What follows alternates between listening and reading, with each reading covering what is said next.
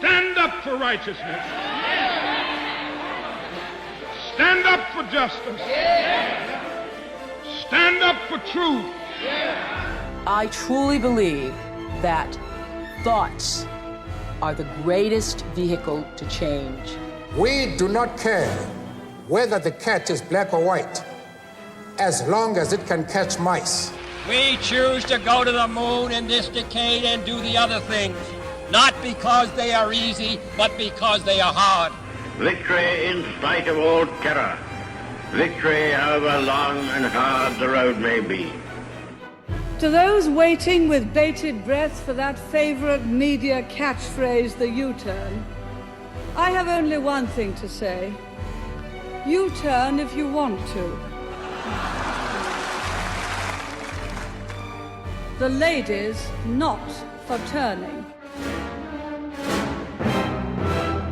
The best way to appreciate the nature and objectives of an enemy is to observe him in action, is a quote from the first director of the Federal Bureau of Investigation in the United States, J. Edgar Hoover. I thought this was an apt quote for our guest today, a former sleeper agent in an elite KGB spy unit who spent over a decade undercover in the United States at the height of the Cold War, who ultimately met his fate, care of the FBI.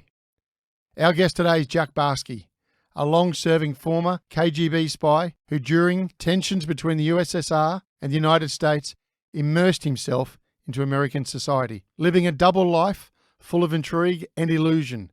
He stealthily built a corporate career, serving as Chief Information Officer for leading companies in critical industries. His work was recognized and awarded the Order of the Red Banner by the Kremlin before breaking protocol and choosing not to return home. After being discovered by the FBI, Jack has since renounced long-held beliefs and shared his stories, authoring the book Deep Undercover, My Secret Life and Tangled Allegiances as a KGB Spy in America, and has been a consultant and speaker on matters relating to counterintelligence and espionage.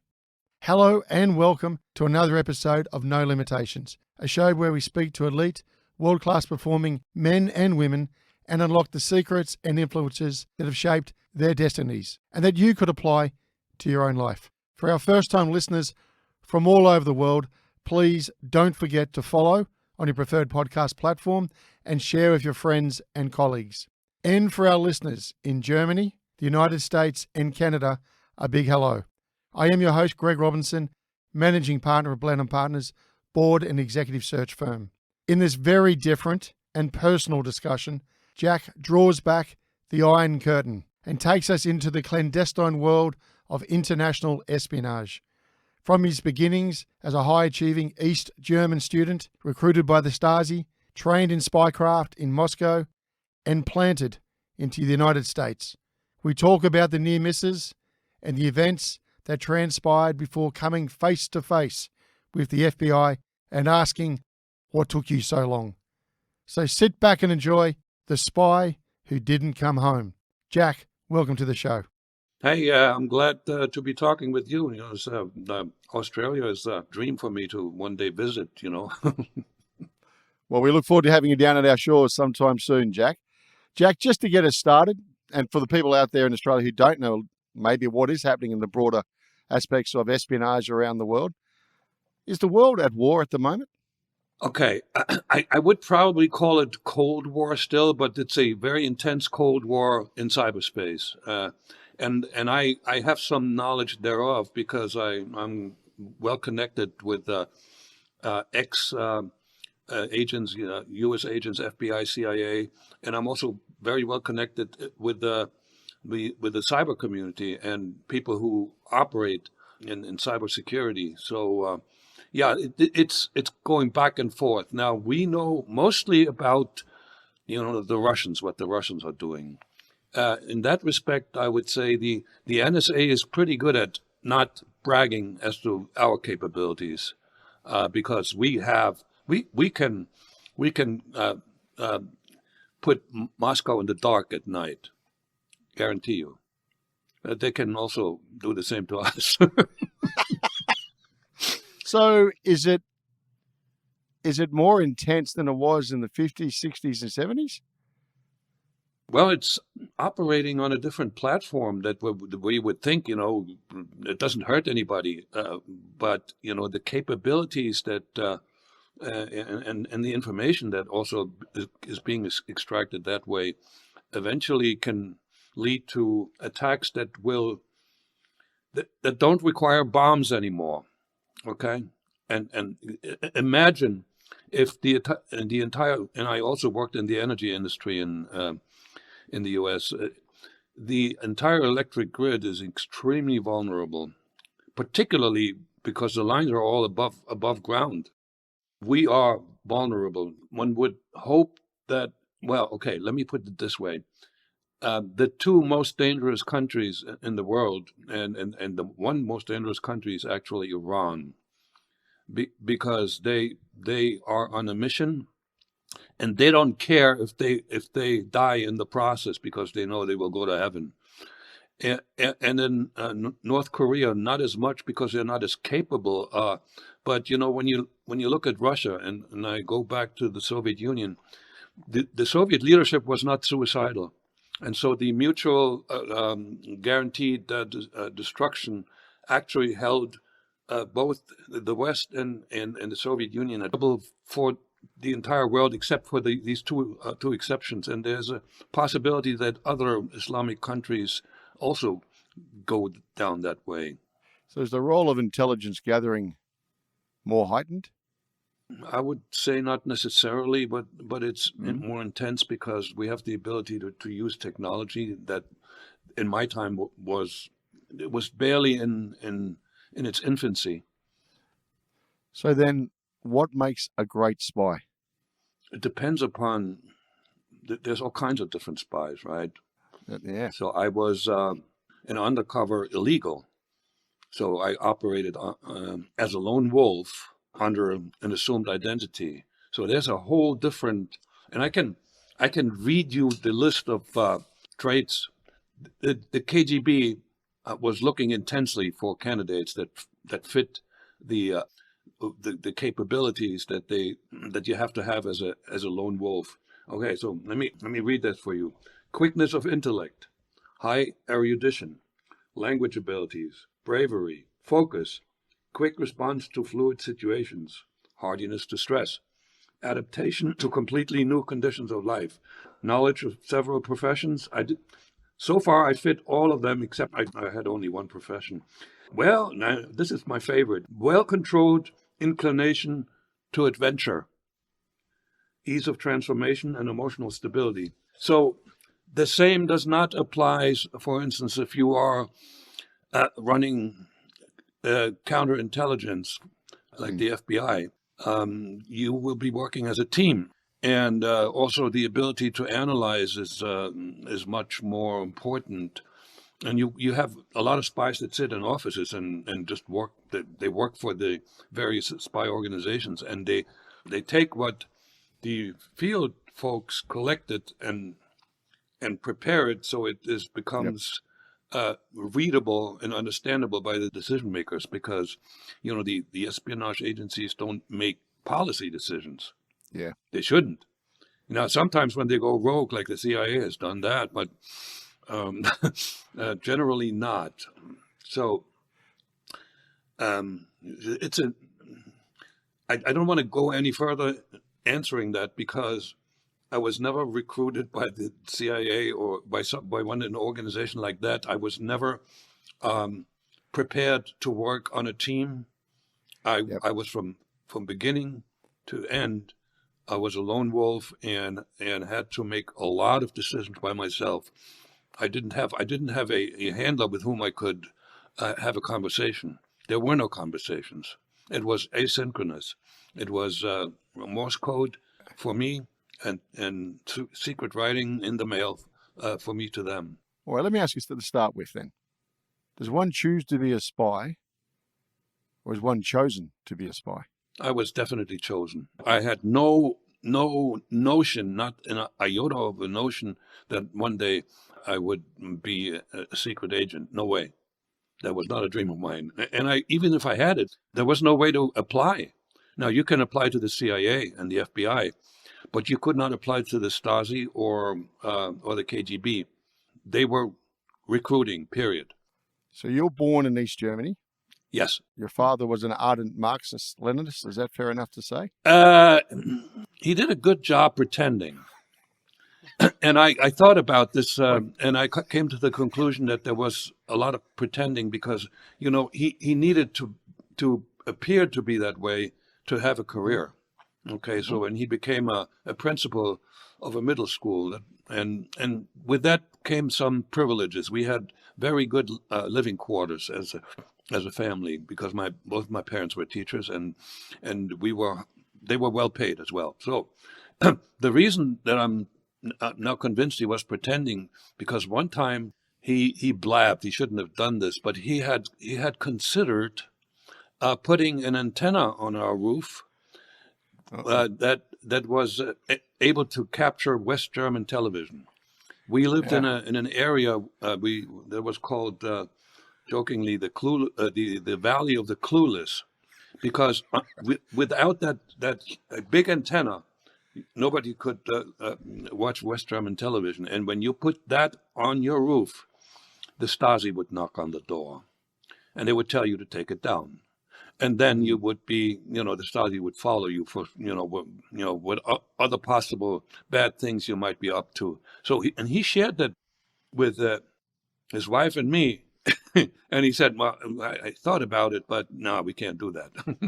So for the young people out there, Jack, who are going through university, contemplating which way they're going to incline in politics and democracy and the debate around that and the rise of socialism in the world at the moment, can you share what was it actually like growing up under a communist regime?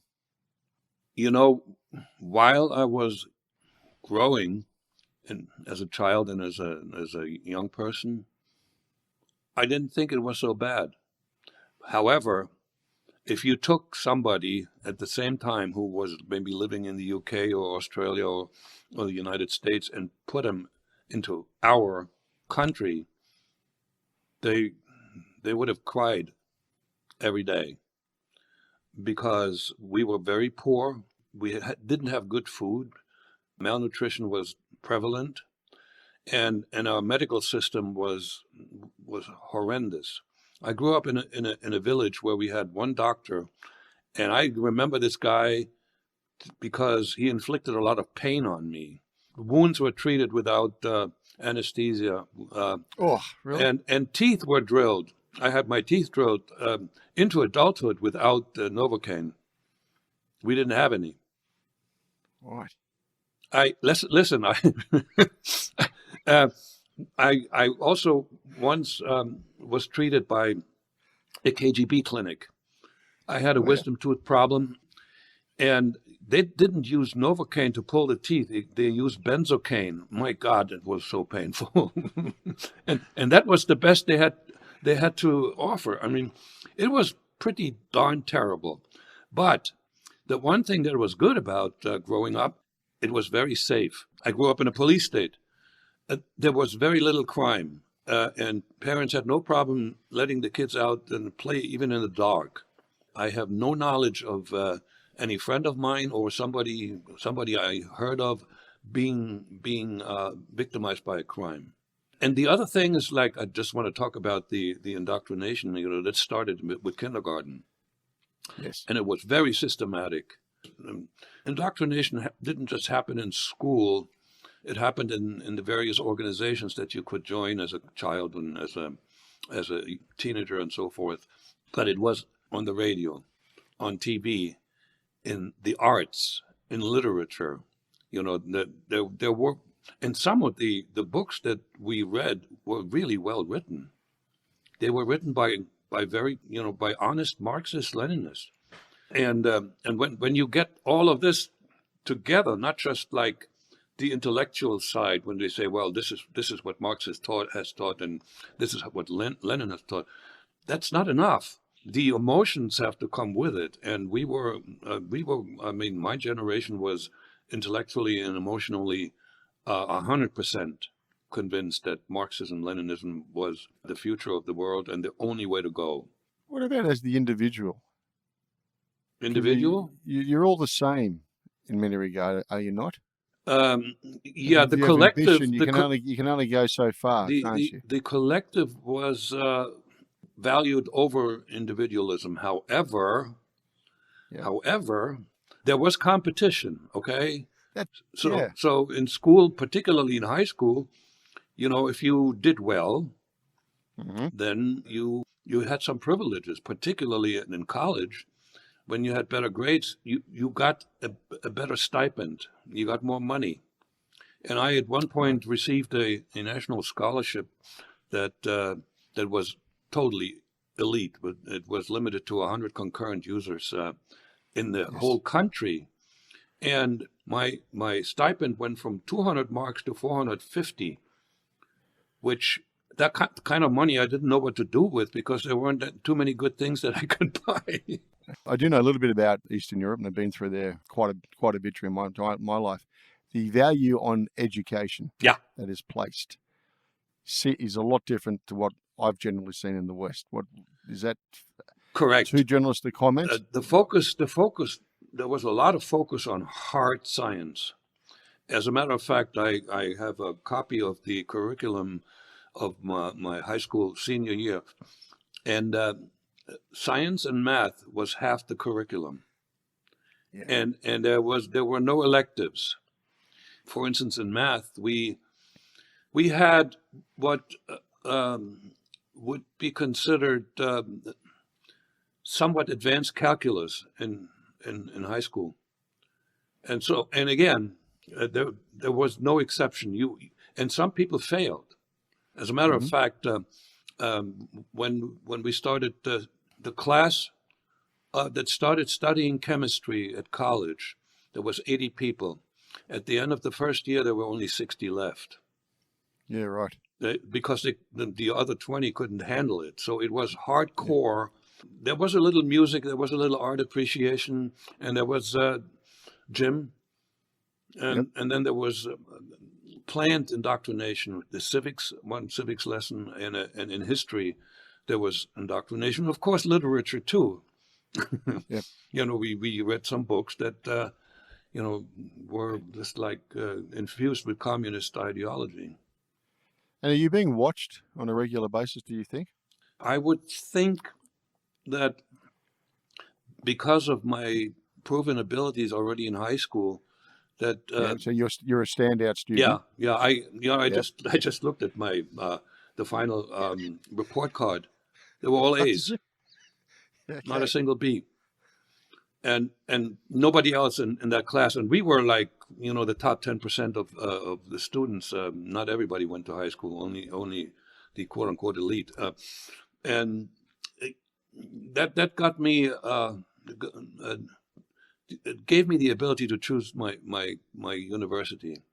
But I'm thinking that at one point, the local Stasi was informed about me because they collected information on everybody.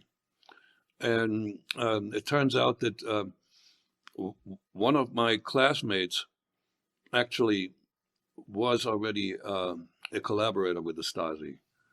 And he was a guy, I didn't have a lot of physical fights, but I hated the guy. And we got into a fight, and he was bigger and stronger than me. Fixed him up. Mm-hmm. So, if you're ambitious, you're doing exceptionally well as an academic. Yeah. Where do you go? I know ultimately you were going to pursue a career as a professor. Yeah. And follow your love of chemistry. I wasn't so much in love with chemistry. I was in love with teaching, actually, because both that must have run in my blood. I'm still, even as a manager in corporate, I was a teaching manager. I at one point I had like half a dozen directors reporting to me, and I always told them, I'm explaining my decisions because one day you might be in my position, and two of them actually made it to CIO. Yeah, okay, right. But the question I was asking, the motivation. So if I'm in the Western society, I educate myself with a view that one day I will use this education or a part of this education to lead a good life. Yeah. Okay. and I've got a lot of different choices in a career to consider. Same here, actually. Did you have a plentiful choice of careers when you finished university in communism? No, if I had graduated and then said, I don't want to get a doctorate, I don't want to be a professor, then I would have been assigned somewhere, and I would have gotten not a great salary, but I knew what tenured professors were making. I once saw that in a party document, how much a percentage of their salary, and they were paid like $3,000-4,000 a month. Yeah, right. Not dollars, Yeah, right. marks. And Marks, so, yep. I wanted a career, and the other thing that went with it, we were like demigods in society. This is not like in the U.S. Everybody who teaches at college is a professor. Whoever was able to call himself a professor was the individual who made that money, and and was highly respected in society. So there was not everything was equal. There was this elite, and of course, for me to actually become a professor, I had to be a party member. So I became a party member at the end of my first year. What was it like growing up at home then? The most important influence that my parents had on me was that I did not experience love. I never once saw my parents being affectionate with each other. No hugging, no kissing, no I love you, sweetheart, nothing. And they treated me the same way. I had a brother. We were, iron discipline, perform well in school, do chores in the home. And if you do well, you get a little bit of pocket money, but you need to also account for what you're spending it on. So I had a little booklet where 10 cents for 1 scoop of ice cream and stuff like that. Discipline, hard, tough love. And also, I guess when you look back in your essay that you wrote, How Did We Get Here?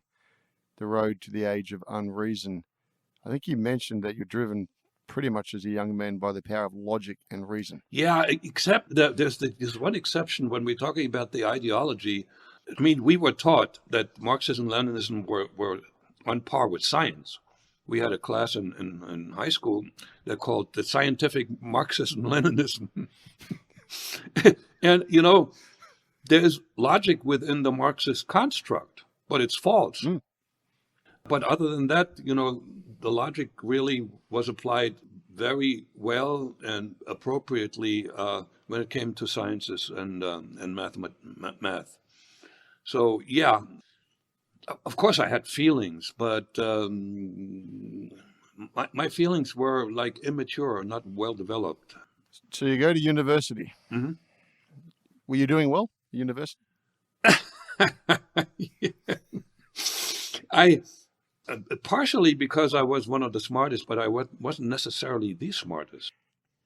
You're right. And already one of the foundations of becoming a really good spy was already visible. And I wasn't aware of that, but I was a really good manipulator. So here's the one where I got my reputation. I was doing well. I was, an A student mostly, but we had small sessions, class sessions with one of the professors was really arrogant, because he was just like, he was looking down on us. And we had just covered in a lecture some how to derive a certain formula of about 15 steps in thermodynamics. And for the heck of it, I memorized that the night before the small session. And then the little assistant professor, who nobody liked, but he said, we're going to have an exam and you better memorize this formula. And I, like a wise guy, said, oh, if you don't remember it, you can just derive it. And he thought, I got this guy. He said, Mr. Dittrich, come to the blackboard and drive away. And I went there and very, very methodically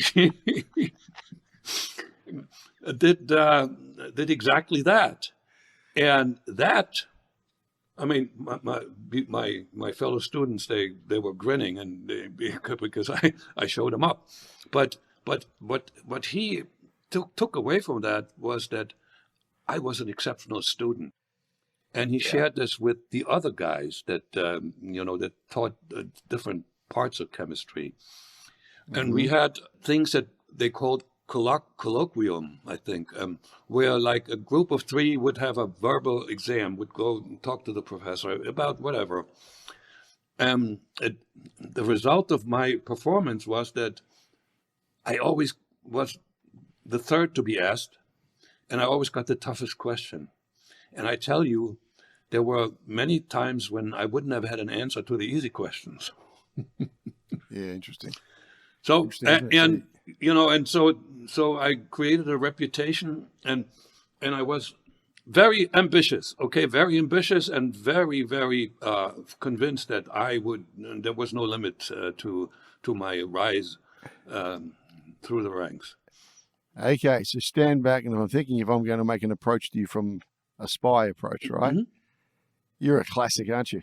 I'm a classic? You're definitely in my radar. Of course you are. You're intellectually arrogant. Yeah. Right? You're challenging. You're ambitious. Yeah. Don't we want you on our team? You bet. But you also have to figure out. You absolutely you got to be one of my top targets, surely. Yes, but I also have to believe in the cause. Yeah. And aren't I testing that? Aren't I testing that in the background anyway? Yeah, of course. And it was known because I was very active in the youth movement and at university. I was a party member, and I had an unblemished record in that regard for sure. So what happened? Did you get a knock on the door one day? Yeah, I was, and that was interesting in hindsight. I put this all together. How did that person know that I was there? He had inside information, because I lived in a dorm room that I shared with another fellow, but he always left the town we studied in and went home over the weekend because he could. I couldn't. Yep. I was too far away. Okay. So I'm sitting there on a Saturday afternoon and doing a little bit of homework, and there's a knock on the door, and very rarely did we have outside visitors. So normally when there was a knock, there was just saying, "I'm coming in." It would have been one of my fellow students. Yep. And there was nothing. So I had to say, "Come on in, please." And here comes in this German fellow. There was somebody who spoke perfect German, and he introduced himself as a representative from the company called Carl Zeiss Jena. That was the #1 company in town, and it was actually a company that was rather competitive internationally. They made high quality optics, and that company still exists in Germany today. So, I'm thinking, you're full of shit, I'm sorry, because that didn't make any sense. Because he said he wanted to just find out what my plans are after I'm done with after I graduate. On a Saturday afternoon, knocking on someone's door. Yeah. Pretty amazing. and the guy was a total idiot, and this was such a bad cover story because everybody who knew something about the system knew that nobody recruited students. You had two choices. If you were in the top 10%, you could stay and get your doctorate, and then most likely you possibly could become a professor or a lecturer or whatever. There were different titles, but most people with a doctorate were then assigned to industry. And so his backstory, his cover story, was completely idiotic.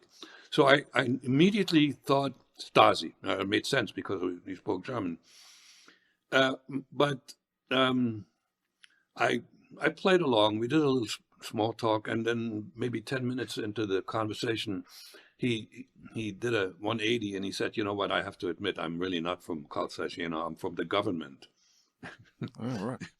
He set himself up for a question that would have been difficult to answer, but I only thought it. I didn't say it. I wanted to play him. I could have asked, "What part of the government?" That's right. You know, and then But hey, but he you took the bait. yeah, and then he said, and I knew I wasn't afraid of the Stasi. I knew I had done nothing wrong. So that was not a hostile interview.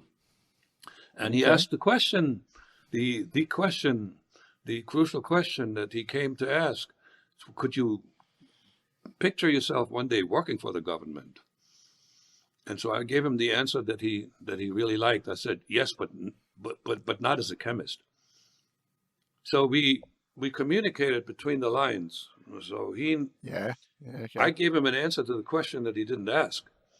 Would you like to be a spy one day? And I figured it had to be along those lines, right? And I said not as a chemist. So he knew there were chemists who worked for the Stasi in the forgery department, for instance. Yeah, but you're not going to be one of those. No. so that was the inclination for adventure that made me give that answer, and knowing that, my God, this would be great. I could travel and I could live the good life. I mean, I would be very special. And, you know, in my mind, I also knew that I would be breaking laws everywhere.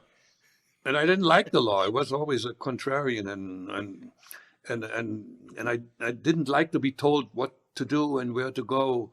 But I had to, like, you know, I was aware that I couldn't actively pursue that kind of an attitude. I had to fit in.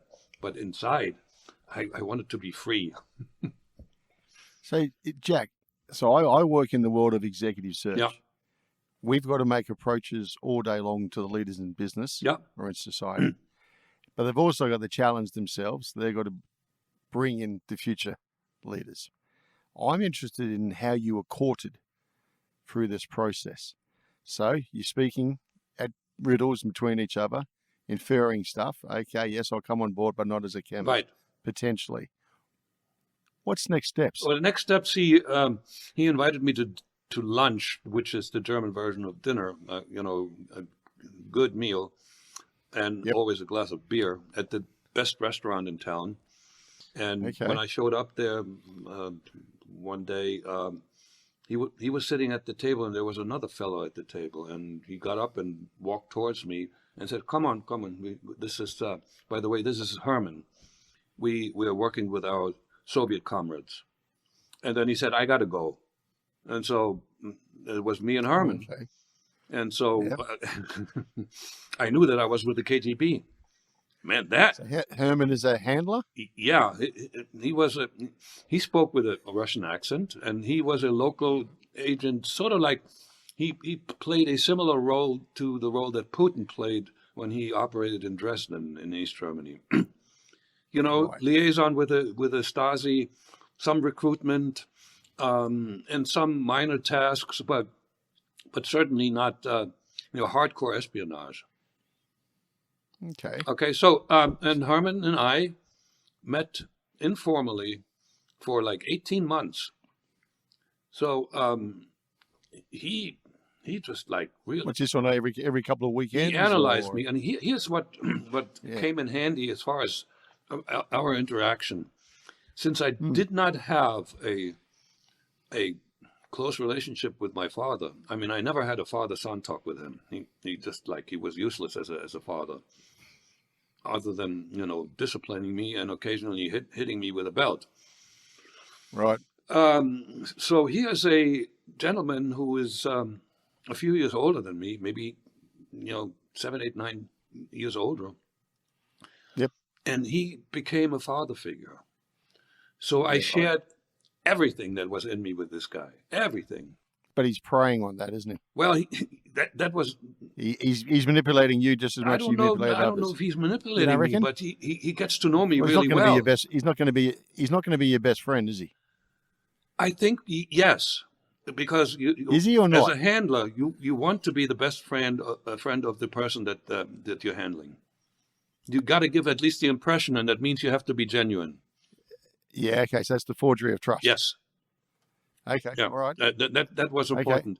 And also what helped me, and so he could, I guarantee you, and I wasn't aware of that. I just liked interacting with him. That every time we had a talk, he went back and wrote a report about it, and that pile probably got pretty thick. And he also gave me some tasks. And the one thing that I liked, What sort of tasks? okay, one of them I hated, like the pest, investigations under false flag. Also, so I had to. What do you mean? I had to. He gave me an address and a name of Yes. in most cases that may have been a house in the suburbs, and I had to do a couple of them, and I had to ring the bell and introduce myself as somebody who I wasn't, and then find out some information that this person knew. And in this one case, it was about finding out some information about a relative of that family who lived in West Germany. So my false flag was I introduced myself as a student of sociology, and I have this task. I have a survey, and if you wouldn't mind, would you answer some of these survey questions? And people wouldn't say no to that. You know, a lot of them were innocent, but some of them were somewhat directed, so that all of a sudden, in the informal part, when the interview was over, we were talking about, you know, our relatives, and I volunteered some of my information, and this lady volunteered some of hers, and so I collected something that she didn't know what it was for. Okay. Okay. So that was another one was we drove by an object, a multi-story object. He told me to find out what the people in there are doing and befriend a couple of them. I did that too. Right. That's your tasks. And so those were like, there were a few of those, but he just wanted to know, can I do this kind of stuff? Because it made me very uncomfortable, but my ambition says I got to do it. By the way, that skill I never used while being active as an agent. Never. You don't think so? No, I did not. Bread and butter. No.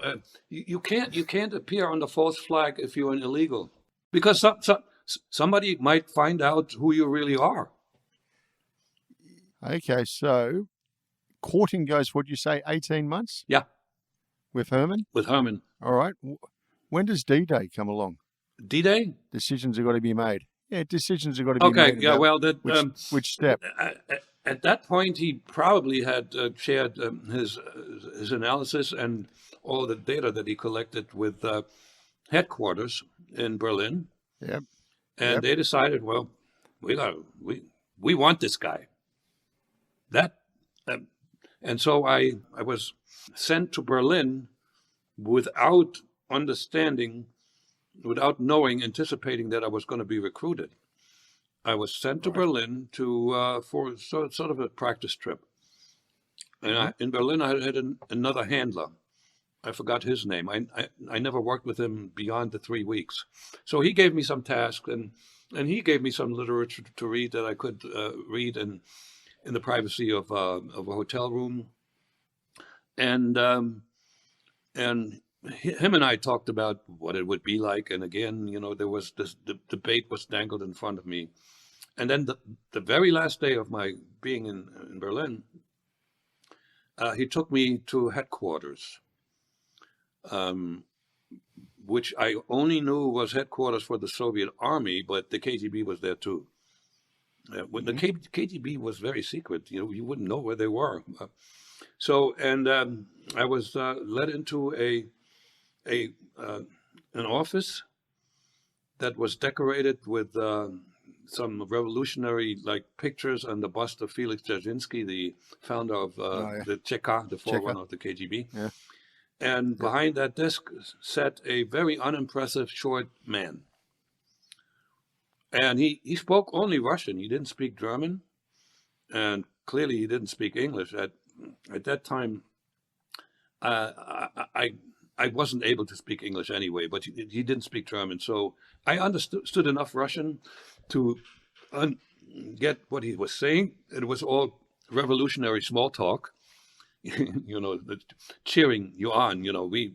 This is why we're doing this. And then, very abruptly, he changed the tune, and he said, "All right, here's the question: are you in or not?" Well, I wasn't prepared for that, because up until that point, I was toying with the idea. I didn't make a decision in my mind. I just didn't take it that seriously. By the way, I haven't taken life very seriously up to this point, with one exception, when I'm responsible for others. And that's the adventurous nature of me. So I was just playing around with the idea. And so I played for time. I said, I don't know. I'm not really trained. I don't know if I can do the job. He said, well, we determined that you can, and don't worry about it. We will train you. But it's one thing I got to tell you. We will work only with people who can make good decisions very quickly. So you got until tomorrow noon. That made for a sleepless night. You're listening to No Limitations with special guest Jack Barsky. On our next episode, I sit down with Alan Beecham, Managing Director of Toll Group. We all form connections and relationships with people that we work with. The person who gave me my first management start in Rolls-Royce moved over to a Formula One company, and one day somehow tapped me on the shoulder at a point where I was probably vulnerable and said, "I'm working over here. Do you want to come and have a go?" And I said, "Oh no, I'm going to stay in Rolls-Royce for the rest of my life. This is a great company." And he said, "Just come and have a look." And he showed me the car, he showed me the racetrack, and I promptly resigned and went to Mercedes. Be sure to join us on our next episode. And now, back to the show. Okay, so you go back to that hotel room. You've got to give a decision by lunchtime tomorrow. Back and forth. When did you arrive at the decision? In the morning? Pretty much, and it wasn't there wasn't a decision based on analysis. This was driven by feelings, like many of my other important decisions. Debate won over. The adventure, the good life, the ability to see the West, the ability to break the law. This is all feeling based, and the pride that came with being recruited by the most powerful espionage organization in the history of the world. So you can't say no to that, even though I had a hard time, leaving the town where I studied and where I worked as an assistant professor. I had to say goodbye to a good career, and I had to say goodbye to my family, and my family was my basketball team. Okay, we were like really tight. I had no problem saying goodbye to my mother, and my father was not in my life anymore. There was a divorce. But and once the decision was made, I never looked back. Okay. So you've signed up. You're in with the KGB. Yep. You can't speak a word of English yet. Nope. The school English I had practically forgotten. So there was nothing there. So what is indoctrination to the KGB? Oh, important. I had to believe. I had to absolutely believe, and I had to believe that I joined an organization that would be instrumental in bringing about the workers' paradise on earth. I believe that with all my heart. Okay. All right. So you're a believer. Do you then leave Berlin and go to Moscow? What happens? Oh, no. I got to tell you that first I went to Berlin, and they wanted they trained me to go to West Germany, because the first thing that they gave me to read was the West German Constitution. And I had to. They told me that everybody who operates in a foreign country needs to learn another language. And they gave me a choice, and I picked English. Mm-hmm. And it turned out that I learned it very rapidly and quite well. And it turned out that I didn't speak it like Arnold Schwarzenegger. I'm the party pooper. So, because I had this innate ability to imitate sounds. Yeah, right. And that is what really the light bulb went on at the center in Moscow. They had a candidate that they could train well enough to go to the U.S. as a born citizen, to pretend to have been born there, which most illegals, it may well be that all the others were smuggled in through third countries. Their favorite country was Brazil. Still is today for Russia, because it is supposedly very simple. I once had an interview with somebody from Brazil, and it's very easy to gain Brazilian citizenship. So you live there for a couple of years and then you come legally to the United States. But having been born there, there's no little red flag possible. I've always been here, right? And so that's how I wound up in Moscow. 2 years. When you joined the KGB, now, so and this is people who got to think through. When I join an organization, if I join Coca-Cola, or if I join a big mining company, part of my education, my indoctrination, I learn a great deal about the organization, from what the CEO does all the way through to the first junior. In other words, I understand all the mines around the world. I understand what minerals they sure. they source, etc. That's not KGB, is it? How much did you ever know about the organization? None of that. And I was smart enough not to ask anything. I never knew until I was able to do research after I left the KGB that I was in the Directorate S. That was the directorate in charge of illegals. Under the first directorate, which was espionage. The second directorate was counterintelligence. There were like 30 different directorates. And most of them were sort of, they were the police, the secret police, the folks that put people in gulags and so forth. The KGB had at that time 500,000 full-time employees and several million volunteers. It's very powerful. Yeah, absolutely. So just quickly, Jack, you've gone to Moscow, and you said you're learning the tradecraft. What does that look like? And is that the basis for all espionage thereafter? It's all the skills that I didn't have. These are skills. These are not these are not talents. There may be some talent behind it, but typically the skills. So first of all, cryptography. We communicated, and we had encrypted and messages going both ways, and they were double encrypted. And I was told, and the algorithm was a manual one for the most part, and I was told that this was the algorithm at the time was not breakable unless you exceed 200 usages. I bet you, with supercomputers, can break them now. Yeah, right. So that was one. Secret writing, how to put secret messages on an open text in a letter. That was my way to communicate with the center. Okay. Being followed, tracking, all that stuff, I guess, was all part of your spycraft. Oh yeah, the other things, surveillance detection. That was a key element of my training.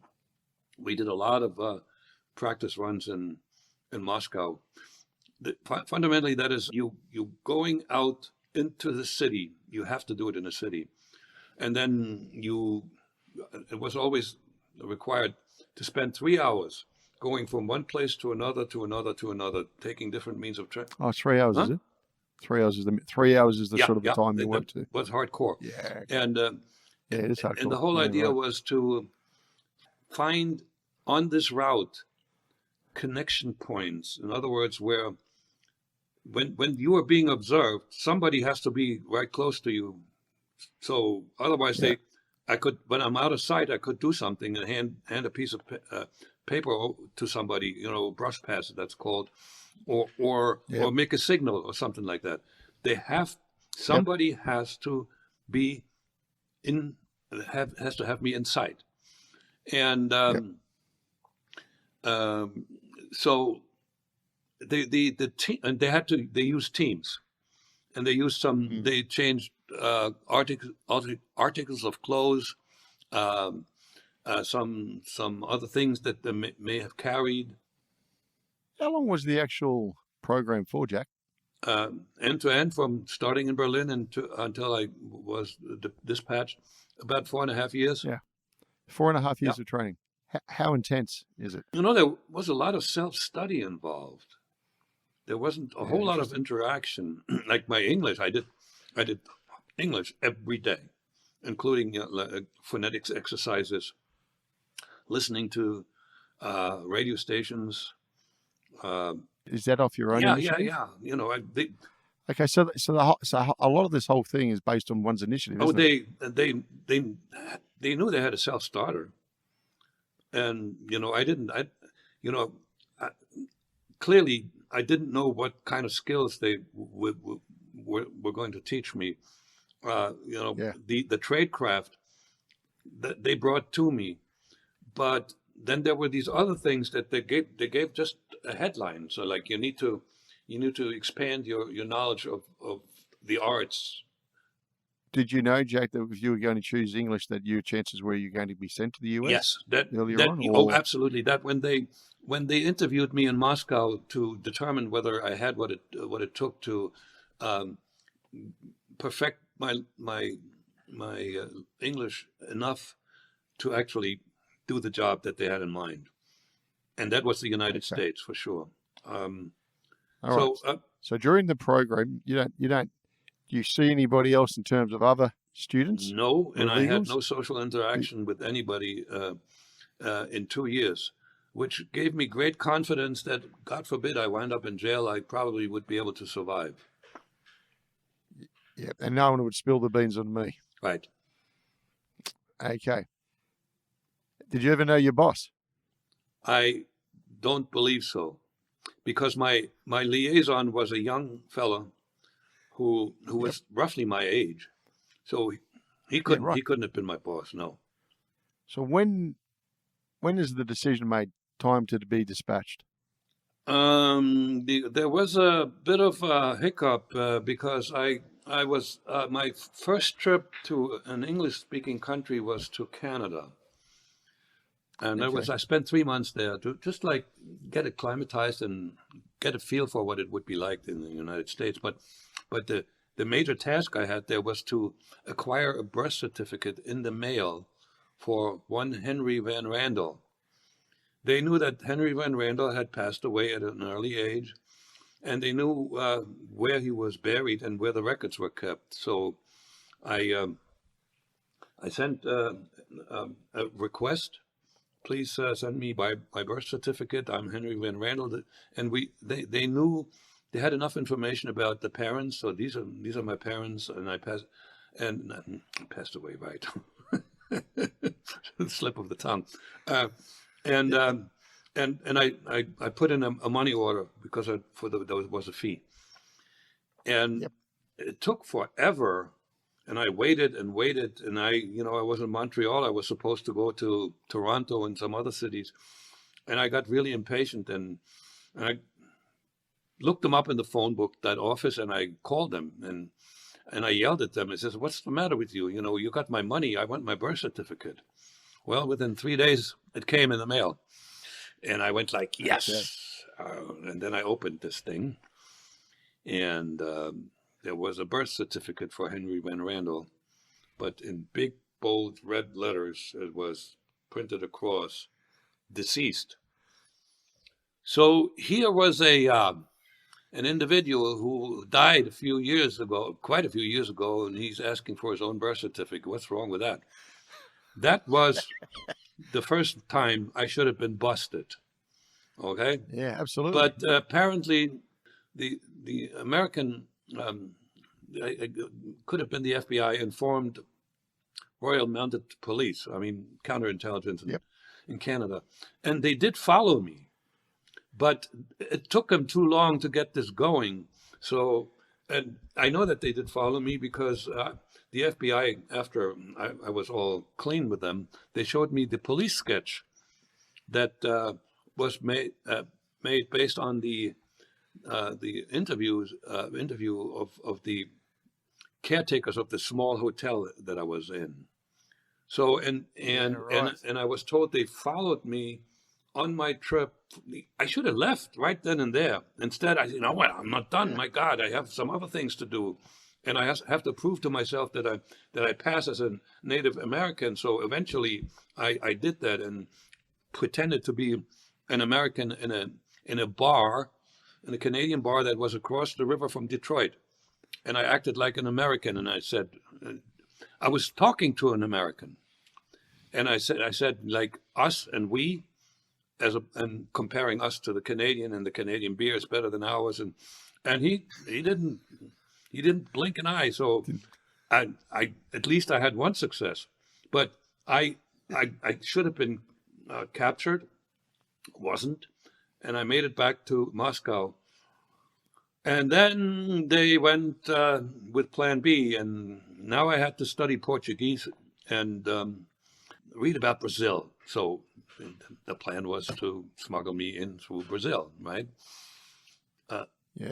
But luckily, I guess, for all of us, and for me too, an agent in Washington, D.C. was wandering around on a Jewish cemetery, and he found the gravestone of Jack Barsky, and he was able to acquire the death certificate for Jack Barsky, and he parlayed that into a birth certificate. In those days, it was possible to get a birth certificate of practically anybody without you proving that you had a right to that document. And so when we had that, okay, about face, come back to Moscow, get ready. We're gonna launch you soon. So now I had to work on a backstory. Were you Jewish? I was half Jewish because the father's name is a Jewish name, and the mother's name could be German, Schwartz. Right. And that helped also with explaining when some people say, you have a bit of an accent. I say, well, I grew up bilingual, and that worked. That shut people up in New York for sure. And so Jack Barsky was born in 1944, and I arrived in the United States in 1978. So I was already 34, right? And so what did I do in those 34 years? So we had to get this covered. I don't want to. I don't know if you want the details, but let's just say we had me on a farm for a long time. Okay. And somewhere in rural upstate New York, because I was suffering from migraine headaches and I couldn't stay in the city. I was born in New Jersey and then went to school in New York, and then eventually, and my mother passed away. That's when I got the headache. My father passed away very early, and this was a very well thought out cover story. And particularly, I'm very proud of the fact that I took a lot of my German contacts with me. I just renamed them. Like my first grade teacher. If somebody asked me, what was your first grade teacher like? I could describe the lady. And even my first girlfriend, my first sexual experience and all that, that I had, all of this was part of my life. So it was pretty good. And so spent maybe another 6 weeks in Moscow, and then off I went. I had with me, I was dressed in West German clothes. I had a false West German passport. I had one suitcase that had some extra clothes, and it also had a shortwave radio. The Barsky birth certificate was in a secret compartment in a carry-on, and $10,000 in cash. So what was the route in? What was the route into the US? Which way did you come in? It was the most complicated trip in my entire life. So we wound up in Belgrade, Yugoslavia. Oh, really? Yeah. Well, Okay. In hindsight, I figured why they made the trip that way. This was a somewhat friendly country. It was a communist country. Yep. And then from a somewhat friendly country, I went to a neutral country, Vienna, Austria. From a neutral country, I went to a NATO country. And then from there, that was Italy. And from Italy, I took a plane to Mexico City, simply because they figured, I shouldn't arrive in the United States jet lagged. I spent a week in Mexico City. And that I just found out a couple of days ago when somebody shared something with me that I for the life of me, I did not understand, because they didn't tell me any of that, why they had me go through Chicago. I bought a ticket on American Airlines that went to my hometown. I was now traveling with a Canadian passport. I bought a ticket to Toronto, and with a stopover in Chicago, and that's where I stayed. Now I think I know why they had to go through Chicago. Literally, I had only one question. So, yeah, you live in Toronto. What are your plans to do here? So I just want to take a look at what Chicago is like. That was all. Now, I was prepared for a whole lot more. And I would have failed an aggressive interview. No matter how skilled and how good my backstory, it wouldn't have held up. That was the second time I should have failed. So, just out of interest now, so everyone's listening to this. Very different life you're pursuing. Paranoia? No, fear? none. Why? Because I wasn't wired to operate on fear. There's two things, it's the wiring, I did a lot of things. Took a lot of risk even as a child. I would climb trees that you shouldn't have climbed, and be on a branch that broke off and fall down and get injured, and then I do it again. And Right. But the other thing, as I went through high school and college, and then the training in the KGB, and everything I touched, I was pretty much the best at it. And so I developed a very natural optimism that no matter what, everything will be all right. And on top of it, I told you I was aware of the chance of going to jail, but what the KGB shared with me, they said, the worst thing that they can do to you, they're going to put you in jail, and they may slap you around a little bit, but American jails are much nicer than ours, and we will get you out. And clearly there was evidence that they were doing this. That was also partially based on their self-interest, because if you abandon your agents, pretty soon you can't recruit anybody anymore. There was no reason to. I'm fundamentally wired to not have fear, and all the other circumstances actually made me literally fearless.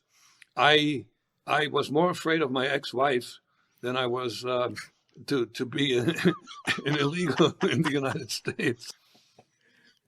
What was the task? At the end of the day, what were you set out to do?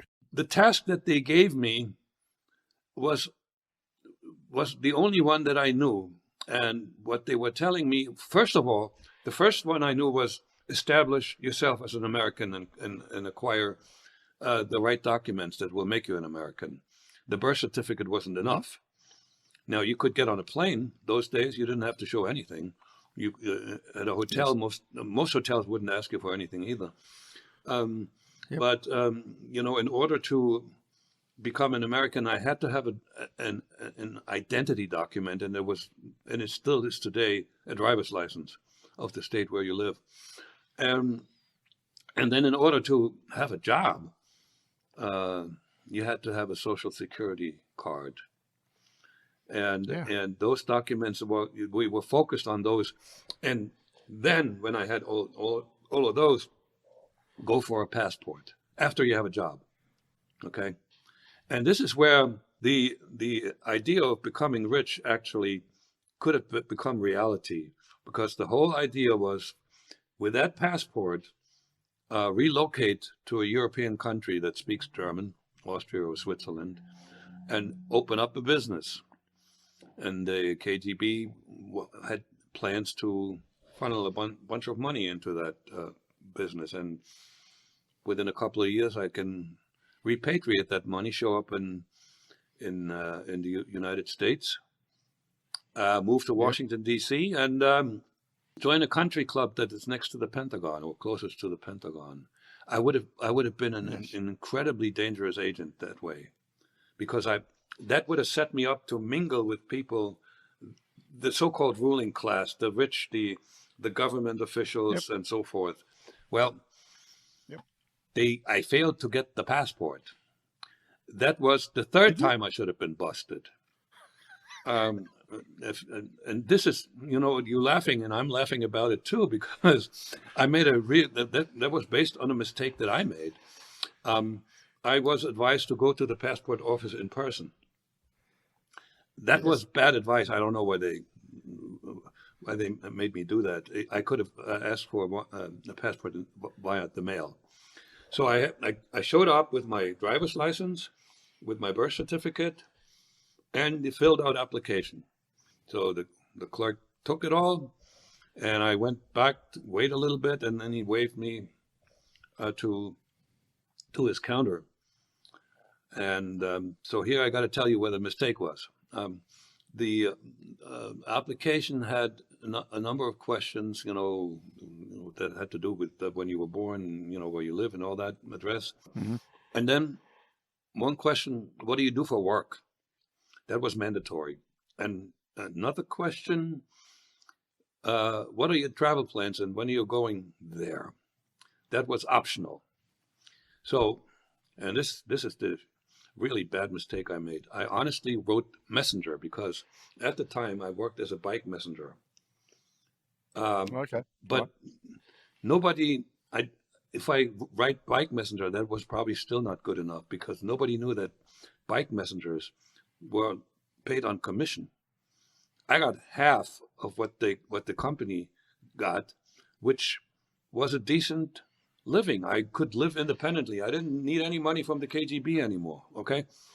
No, I wrote messenger, and then I left blank the fields where I was going and when I planned to go. So this fella, was reasonably sharp. He said, "Wait a minute. Here's a messenger who makes minimum wage, and he doesn't know where he's going, and when he's going there, what does he need a passport for?" So that's when he called me, and he said that one sentence that, yes, thank God I'm a stoic, and I don't, when bad news comes at me, I usually don't make any facial expressions. So he said, "Well, there's some doubt about your identity. Could you just please fill out this additional questionnaire?" So I go to the back and at a desk and start looking at the questionnaire. And the first question, I knew I was dead, because the question was, where did you go to high school? There was no record of Jack Barsky ever having gone to the high school that I knew by name that was in my backstory. So whatever else I could answer without being traced back to, not being true, I was dead. So and this is where my quick decision-making capability saved my ass.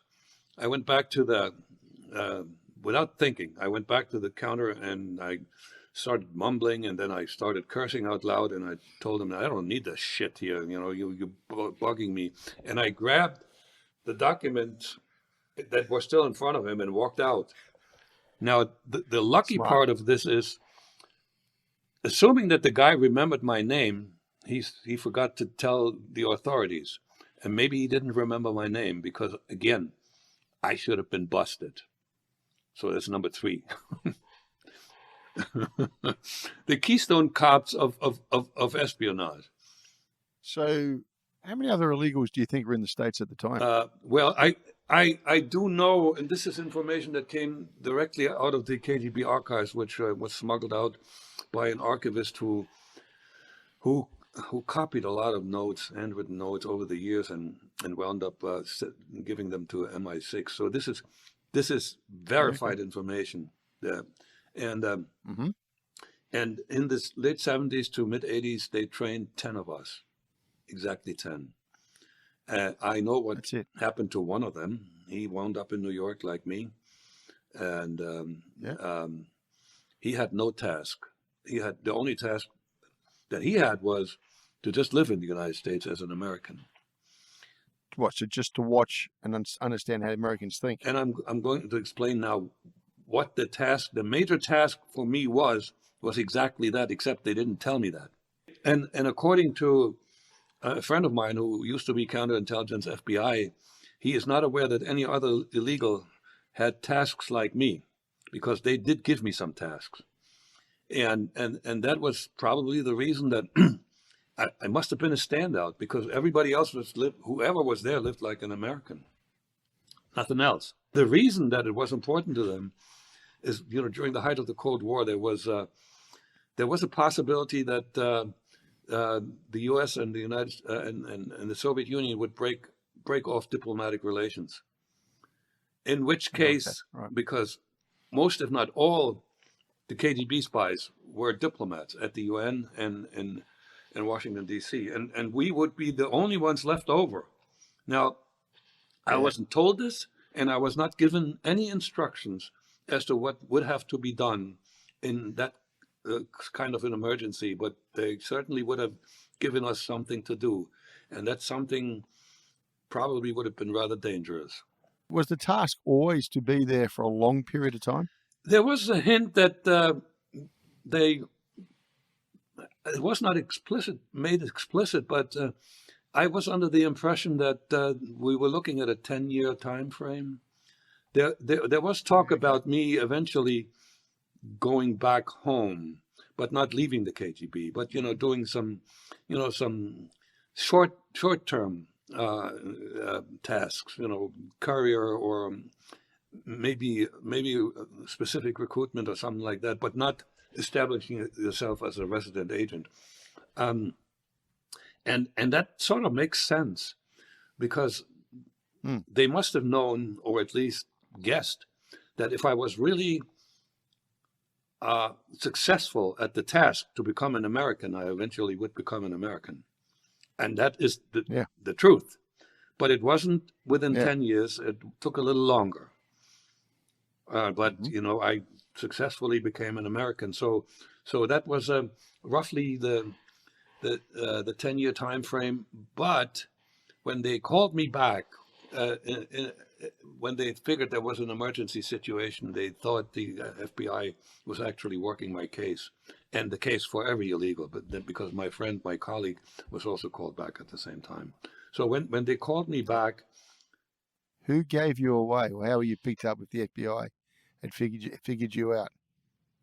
So I was just telling you that they were already past the 10-year limit.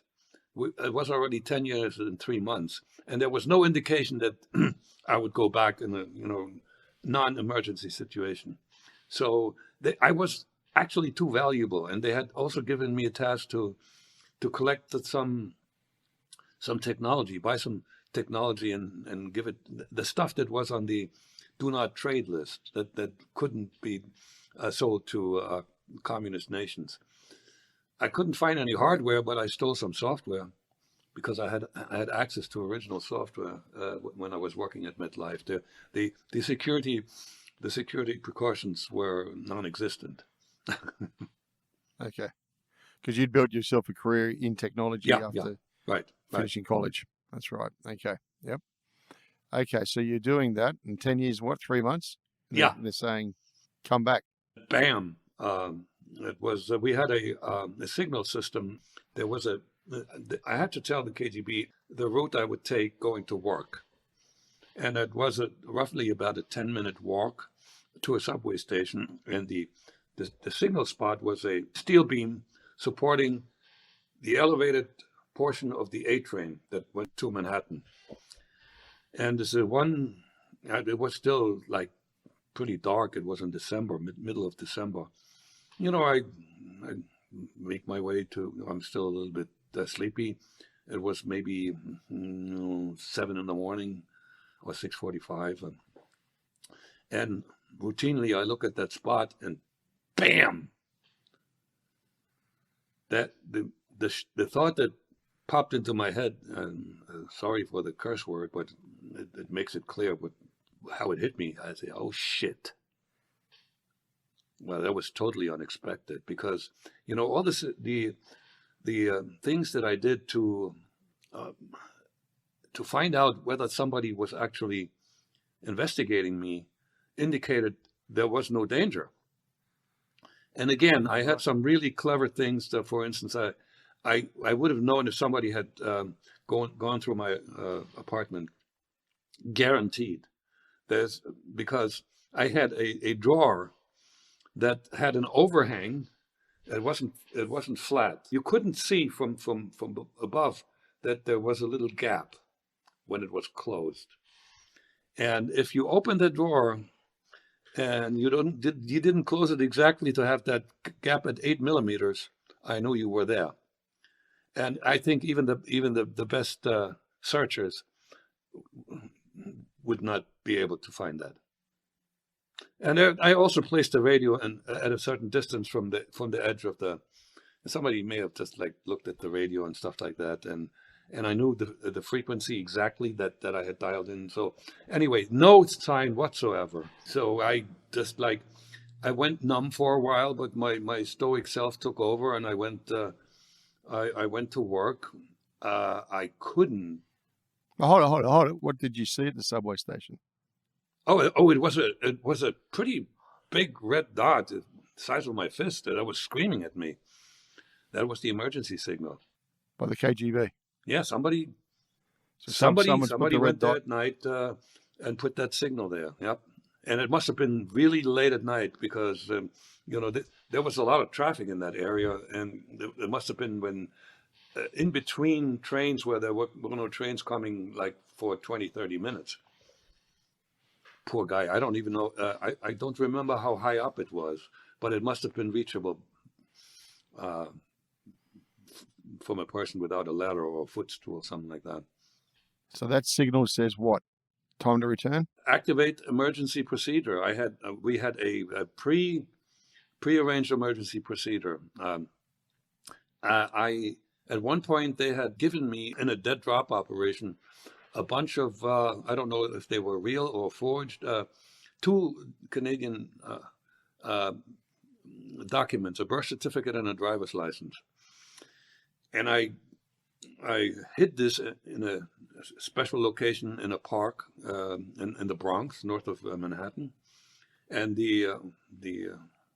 and I also had done some reconnaissance to see how easy it was to cross from the United States side of the Niagara Falls on a bridge on foot to the Canadian side.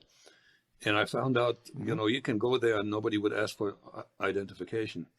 So it was really easy to do. So the whole plan was go get the documents just in case you need them, and then just make a beeline to the border and show up in Ottawa in the Soviet embassy, and we will get you out. We will, provide you with documentations, and you can get on a plane and fly back home. Okay. Well, I didn't do it. I went to work, and the reason I went to work is not because I was frozen. I actually was frozen, but for a good reason. Because, and there's one thing that they didn't know. If they had known this, I would have been in trouble, period, big trouble, because at that point, I lived with a woman who I had married to provide her with a green card and eventual citizenship. She was from South America, and a child, 18 months. She got pregnant on purpose. Your child? To keep me. Okay, right. So I am now very grateful that she did. But I was really pissed off. Yeah. But I did the right thing morally. I supported the child, and eventually I found a flat in an apartment where we could live somewhat separately. So when I did my spy stuff, I was far away, and I told her not to disturb me, and she never did. So you hadn't told HQ this is taking place? Not at all. Okay, so during the other part of the life, you've moved on from college, and you've built this career in technology, and you were starting to work with major corporates, weren't you? Oh, yes. And you've done well, in a personal, in the actual business life as well, haven't you not? I spent 10 years as a hands-on programmer, and I loved it, and I was really, really good at it. This really was much more interesting to me at that point than the spy stuff. Because for the first time in many years, I was able to do something creative, consistently creative, and also get feedback when you did a good job, because you can't lie to the computer. It'll crash. And I had lots and lots of good feedback. And it was in a company that, an insurance company that felt a little bit like back home, because they were very paternalistic. We had free lunch, and you could have free breakfast and dinner, and they pretty much guaranteed you a job for life, and the people were very nice. I was treated well, and my colleagues were all like smart people. So all of a sudden, even the student community, most of them weren't that smart. But you couldn't be a hands-on programmer in those days and be an idiot. So it was a nice environment for me, and I loved it. And at one point, before they called me home, there was like maybe I was on that job for 4 or 5 years. I was thinking to myself, man, I'm going to miss these people. I'm going to miss this job. Yeah, but hold on. Okay, I understand that. That's right. That's very kind of you to say that. And you're settling in, and you've got a great job, and they're really nice, paternalistic people. At the end of the day, aren't you there to bring down the country in some form or another? If I could contribute to the motherland. You know what? This was an evolving dichotomy that I didn't feel comfortably thinking about. So what do? You put it in the back recess of the mind, or what do you do? Yeah, I was totally in denial. If I had an interviewer like you who would have interviewed me in those days, they would have pulled this out of me. But there's some things that you just don't want to face. You're supposed to be a good spy, Jack. Why create a dilemma in your mind when you can suppress the thought? But people are wired that way. There's a lot of people that I know that cannot admit when they made a mistake. Yeah, for sure. Okay, and that was a mistake. I was part of it, but generally, when I make mistakes, I learn to admit them to myself and to everybody who has an interest. All right. So with the dichotomy, you've got one part called process of the job. So I'm sitting there and I'm typing away at my computer, or the Big Mac, or what it was in those days. No, it was a terminal. We had, the old terminals. Okay, all right. Yeah, and we got PCs. A few years into it, but initially it was all remote terminals to a mainframe. Okay, and you're getting paid, and you're doing well, and you've got friends, etc. Right. You then go home at night. Do you tap away, or do you write your covert letters? Yeah, letters, and I didn't tap. I did not. I was not taught how to generate Morse code. No, it's too dangerous. Again, because you know where it comes from. Yeah, okay. Receiving Morse code, it's not directional. You don't know who receives. Yeah. Okay, so okay. So what are you writing about? Are you writing about what the Americans are thinking? Carter then goes, and then the United States changes dramatically. Reagan comes in. Thatcher comes to power. If I'm the Russians, I want to know what's going on, don't I? What Americans thinking? Oh yeah. Is that your role to keep me informed of that and make sure my view is accurate? You're absolutely right. To the extent I could, but I knew that the leadership of the Soviet Union was convinced, and so was the KGB, that Reagan would eventually start a war. Really? And one of the tasks I had was to periodically check on a military installation, a Navy installation at the coast down in New Jersey, to see. I had some training in observation and recognizing what kinds of ships I'm looking at from a distance based on the silhouette. And photography as well? No, nothing like that. Just see Okay. if there are signs for preparation for war. Jack, during your period when you built your corporate career and you're still paralleling this other life, I don't know how much you can say, but where do you think you were most successful as an agent? I know you might have been living there for 10 years, you survived all that, but what do you think, what intel or insights do you think you best gave Moscow? No direct intelligence that I was able to provide, other than the source code that I stole. Yeah, okay. And the hints of people who might be valuable to take a look at, possibly as a recruit. And I had a couple of tasks that required mobility. One time they had me go to San Bernardino and find out whether a certain Nikolai Koklov still lived there and taught at the University of California, San Bernardino. The reason that they sent me, because the diplomats were limited to a 50-mile radius around New York and Washington, D.C. They would have to ask for permission to travel outside of that area. So it was easier to save me. I could go any place. I also, when I was in Canada, they also sent me to a Canadian town to check on somebody. So, but anyway, so I found the fellow, and this is just too delicious not to talk about. So he was in the phone book, so I could even take a look at the house where he lived.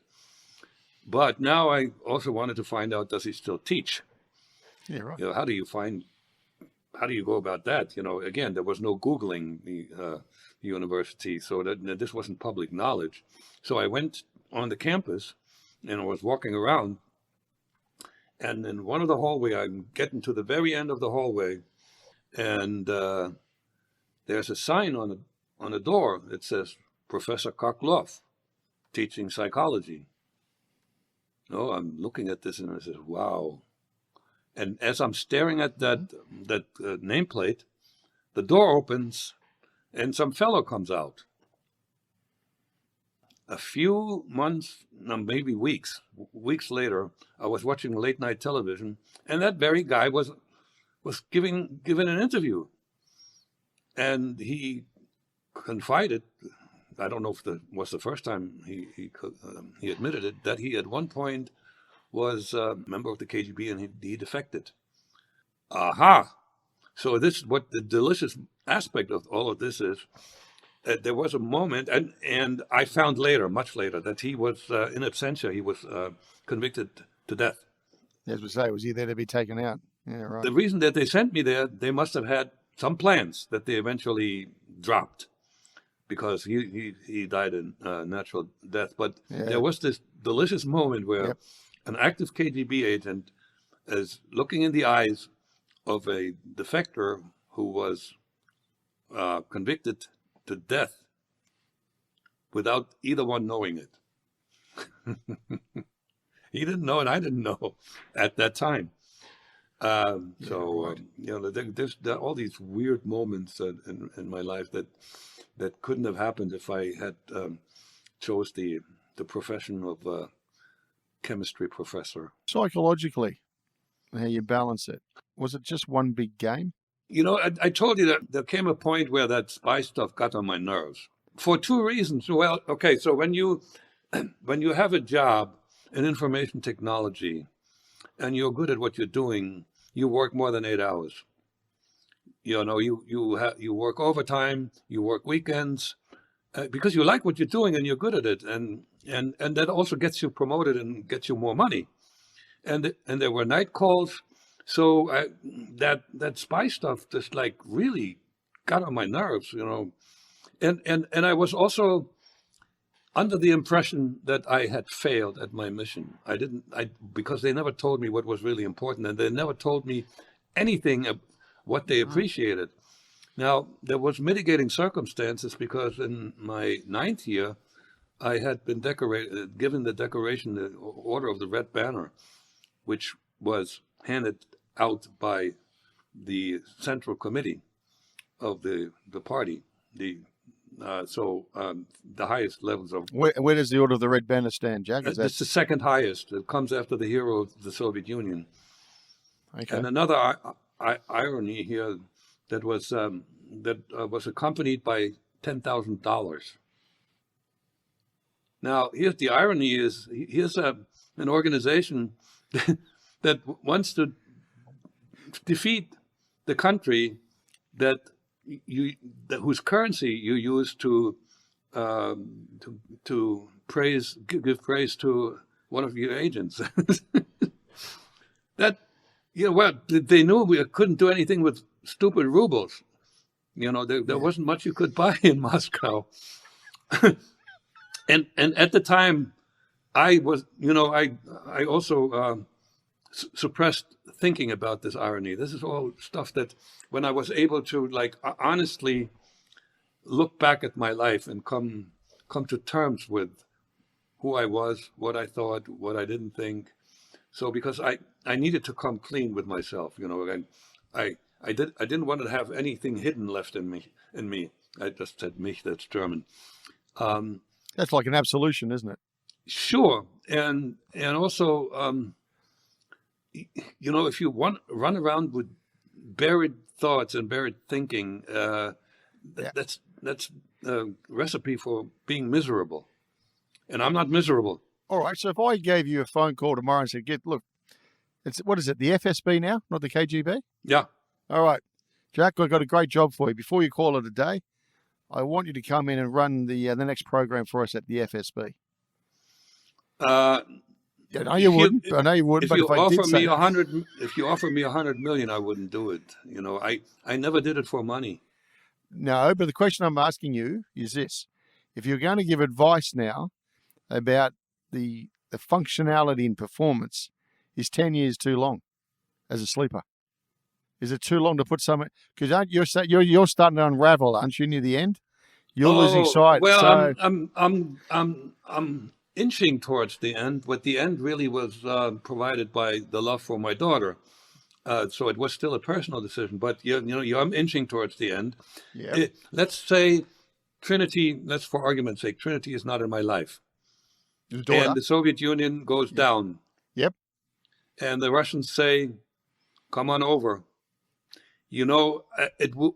I'm thinking it would have been almost forced, because I couldn't go back to Germany. And I knew that they would have invited me to go live in Russia. And I had discussed this with my German wife, and she would have been open to that as well. Now, how do you just opened up there a little bit? The audience doesn't know about the German wife. Yeah. No, you're a secret agent. You're a secret guy as well, right? Yeah, so what's the story I also was a bigamist, and I was never punished for that because nobody knew, only me. I was married in Germany. I loved my German wife. I loved her even when I decided that I wouldn't go back to Germany. And I didn't love the American wife. I married her because I had pity on her. She was illegal in the United States and had at one point paid somebody to marry her and then apply for a green card. And the guy took the money and ran. So, and she was a good companion. She was very safe. She couldn't have possibly known that I'm not really a true American. And she was very pretty. And, I was a young man. I had my my male needs, so to speak. And she I mean, she was pretty much perfect. So I wanted to keep her. I said, all right, so I'm going to marry you. But listen, I'm not the marrying kind. I will, when you have your green card, we'll get divorced. And she said yes. And then she, she decided that she wants to stay married. And so she got pregnant. Ah, okay. And that's how I became a father. Right. And so I watched this child, Chelsea, grow up. I never watched my son Matthias grow up. I met him a couple of times when I went back there, but we didn't have a father-son relationship. I took some presents, and one time, he called me uncle. But that's when there's a friendly stranger, it doesn't have to be your uncle. Yeah, It's just what Germans say, uncle. Yeah. And the dual personality that I had developed for me to operate in that way. So when I was in Germany, I was the German guy again. When I came back to the United States, I was Jack Barsky, and that dual personality saved me from feeling guilty about this. The two women. I certainly don't feel good about it now, but it's an explanation. It's not an excuse.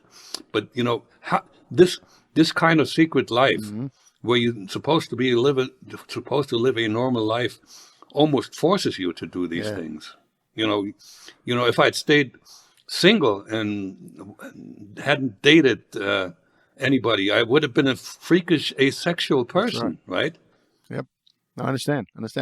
So let's get back to, you see the red mark on the wall. You now got to go home. Right.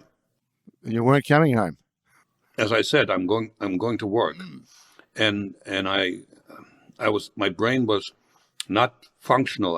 I stared at the computer screen, but it didn't work, because fundamentally I was in a brain freeze. The brain was working, but it was going round and around and around. What do I do? Because I had, unbeknownst to me, I had fallen in love with this little girl.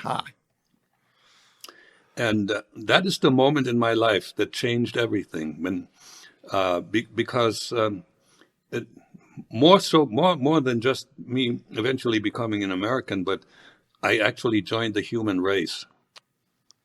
Nice one. Because what I had was unconditional love, and up until that point, I didn't know how to love, and I was more or less in love with myself. The ladies that I dated in the U.S., I didn't love, and even another, my German wife, I loved her, but I also wanted something back. What this little girl could give me back was a smile. Yeah, right. And I dreaded the thought. Her mother had four years of schooling. She spent 4 years in a classroom, no more. She could read and write, but not a whole lot more. And so if I leave, that girl will grow up in poverty, guaranteed. And there's no way that I can ask the KGB to help to funnel some money to that little family, because I would have had to admit that I had gotten somebody pregnant, and then they would have found out that at one point we were married. So punishment would have been dealt, I guarantee you. So I was really frozen. What do I do? If I go back to Russia, Germany, this girl will have a bad life. If I stay, there's like the possibility that they're right and I go to jail. And there's also the possibility whatever I tell them, if I don't go, I need to come up with an explanation. If they don't believe it, they might. That is something I knew, that they were not very nice to defectors. Wouldn't they shut down the asset? You're a liability if you're not coming home. Yeah, but they could. They also had a track record of assassinating defectors. Yeah, when he's shut down. What do you mean by that? Okay, yes, and the other thing is, joining the human race. My decision eventually to stay was entirely unselfish. Yeah, that's right. Because whatever was good for me was over there. The Berlin Wall hadn't come down yet. I had no clue that this will all collapse. And I had a lot of dollar savings, and I would have gone back as a conquering hero and rejoined the woman I still love. So there's a moment where I went back and forth, and I eventually I had to make a decision because they did something that was unusual, because I didn't. They asked me to acknowledge through a signal that I got the information, and I'm going, and expect me in Canada. So and I didn't acknowledge that there was a radio transmission, and eventually they thought they got to figure out if I'm still around. So they knew how I went to work. So one day, one of the agents just, it was another dark morning. There weren't too many people on the platform. He just came from my right side and came really close and whispered into my ears, "You gotta come home, or else you're dead." And that was with a rather heavy Russian accent. So on the one hand, this could have been wrong words. Maybe he wanted to say, "Or else you're going to be in big trouble here," or something like that. No, you're dead. Pretty simple. So, but it was spoken by a KGB agent. You have to take it somewhat seriously, and that's when I had to make a decision. But I still didn't make it. Actually, there was a Monday. The following Thursday, there was a radio transmission, which I listened to, and they called me to a dead drop operation where I was going to get money and a passport, right, to travel to Canada. So that the fact that I agreed to that operation didn't mean I made a decision already, because I just wanted to make sure that I get the money, right? You're buying time. Yeah, but not a whole lot anymore. So and what happened then? I used to be in the habit, and I don't fundamentally don't do it anymore. When there's a big decision to be made, the good stuff on the left, bad stuff on the right, and then my analytical self assigns weights, numbers. You add them up, and whichever side wins, that's what you do. That didn't work, because everything good was on the left side, everything good was back there. So, but I still couldn't make that decision. So I went to the dead drop operation. It was, for some reason, it was in the dark. And without getting too much into detail, that spot where they were supposed to put the container with a crushed oil can they used all the time, that contained the passport and the money, that spot was very easy to find. It was a no-brainer. It was a couple of 100 feet into a park where there was a big tree that had fallen, and it had an opening where that container was supposed to be. Yeah. And I knew this like the back of my hand. Yeah. And the protocol was such that the person who puts the container in its location would set a signal someplace. A little chalk mark on a light pole. And I passed that light pole, and yes, there's the chalk mark. And so I go on. I had a flashlight, and it was really very safe because there was nobody in the park in December in the evening, right? So I get to the spot. I see the hollow tree. There's no oil can. This is a shock. because it should be there. So I'd walk around a little bit and see if it was misplaced or, and I spent a good 15, 20 minutes and then I gave up. And as I leave the park, my brain made the decision. It said to me, I'm staying. Now, that happens to me frequently. Anyway, that was the decision, and I stuck to it. Risk or no risk, this was it. And I wrote the goodbye letter to the KGB. And people asked, how do you resign from the KGB? But because in the goodbye letter, I told them I am not defecting. I'm not betraying the GDR or the Soviet Union or our cause, but I'm forced to stay here because I have HIV/AIDS, and that was in those days was a death sentence. Yep. And I had some reason to believe that they might actually buy this because of my track record of, even when I was working with Herman, I would occasionally volunteer when I did something bad, something wrong, when I messed up. So I had the reputation of being brutally honest, and they also had no reason to think that me lying about this age thing and staying would be good for me. Everything they knew that everything good for me was back there. So there was a good chance that they would buy into this, but I wasn't 100% sure. So I took some precaution. I couldn't take a lot of precaution. I couldn't just run because the reason that I stayed, because I was going to stay with my family, right? So the only thing that I could do, and that was more or less psychological, but I made sure that on my way, every day, my way to work was a different route, and I went at a different time, so I'm not predictably in the same spot. So that could have prevented one attempt, but after 3 months of that, I settled down. Hey, Jack, had fear kicked in finally in your life? No, still didn't.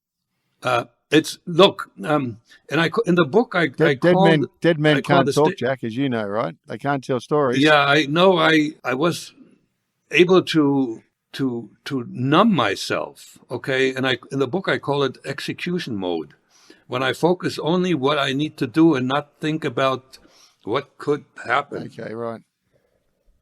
And I recently I didn't know this, but I found out that I'm quite a stoic. Yeah, right. And stoics can handle adversity very well. No more visitors at the railway station? No. No more men walking past passing any more comments? No. And no more radio transmissions. They stopped. When they stopped, I knew that they had gotten my letter. But after the 3 months, I went back home, and I told Penelope, the woman I had married, and she had bothered me. She wanted me to get a house, and I always said no. We didn't have the money at the time, but I said to her, "Okay, we're going to save up 1 more year, and then we move to the suburbs." Okay. And that was the second significant step to becoming an American, And the third step came when the wall came down. So ideologically, at that point, I didn't want to think about, what kind of a system I might be supporting. I was just a private individual who made a good living and who would take care of his family, and everything else was blocked out again. Yep. Because I wasn't now at a point where I said, all right, I'm going to embrace the United States completely and fully. No. So, but before we moved, actually, I sat in my living room, still in New York, and I watched with phenomenal surprise the wall coming down. I was as surprised as was the CIA and the KGB and the Stasi. Nobody saw that coming. And I certainly didn't, because I had no clue how well the GDR still functioned and how well it didn't. I didn't have a clue about those marches and the people protesting, demonstrating. Now, I'm naturally curious, and I needed to understand what happened there. And at that time, the internet already was a very valuable research tool. So I didn't have to go to the library. I just could type something into a search engine, and out came a whole lot of stuff that showed me with very forcing what a bad country my home country was, how bad the Stasi behaved, how many people were prisoners, how many people were killed. There was all incontrovertible evidence. And, I said, oh my God. One other thing, I got to read some writings by Lenin, and Lenin was growing up and, operating even as an adult in East Germany. He was the number one hero. He was like the god of communism.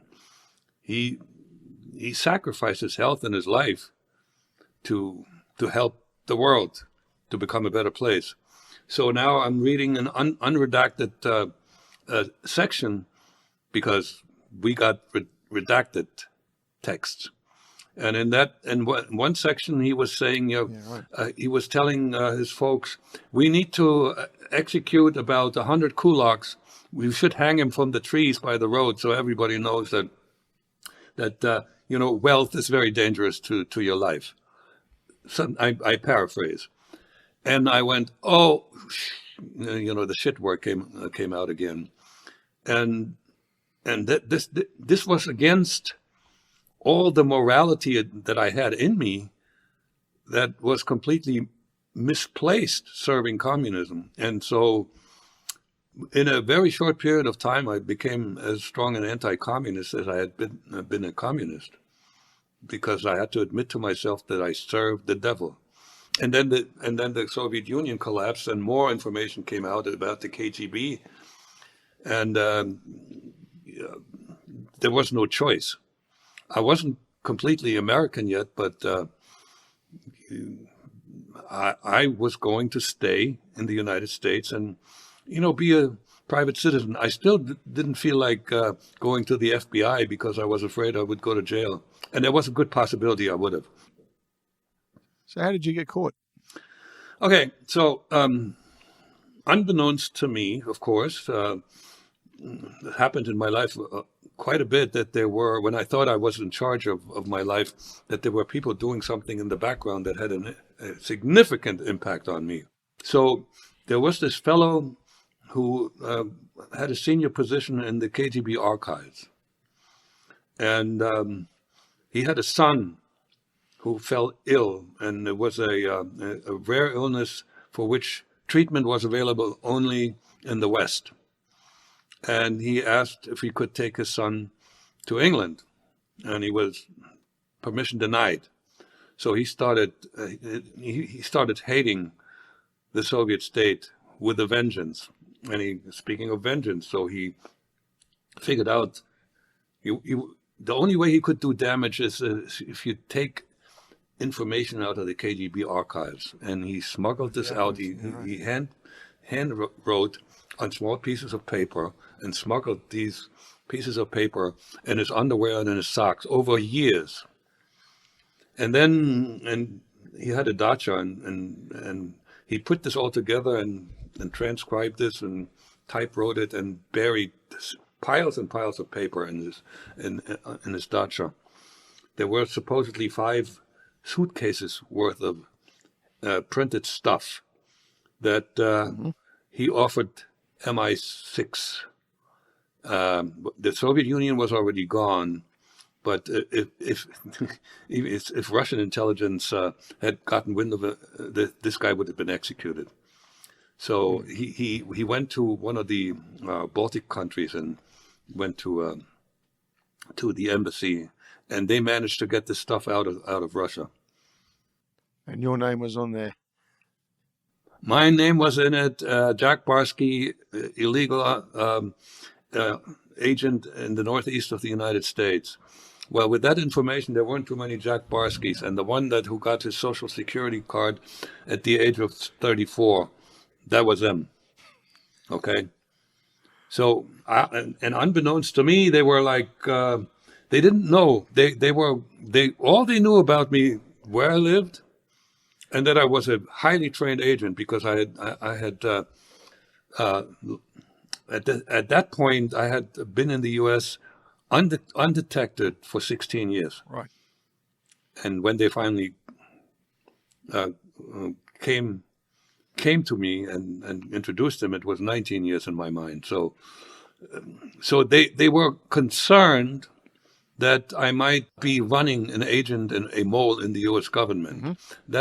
That was a time when there was quite a bit of paranoia in the intelligence services, because there were two very, very destructive moles in the U.S. government. The FBI had Robert Hansen. That's right, yeah. Who was in charge of anti-Russian Soviet operations, and the CIA had Aldrich Ames, who was personally responsible for several CIA assets and Russians being killed. Yep.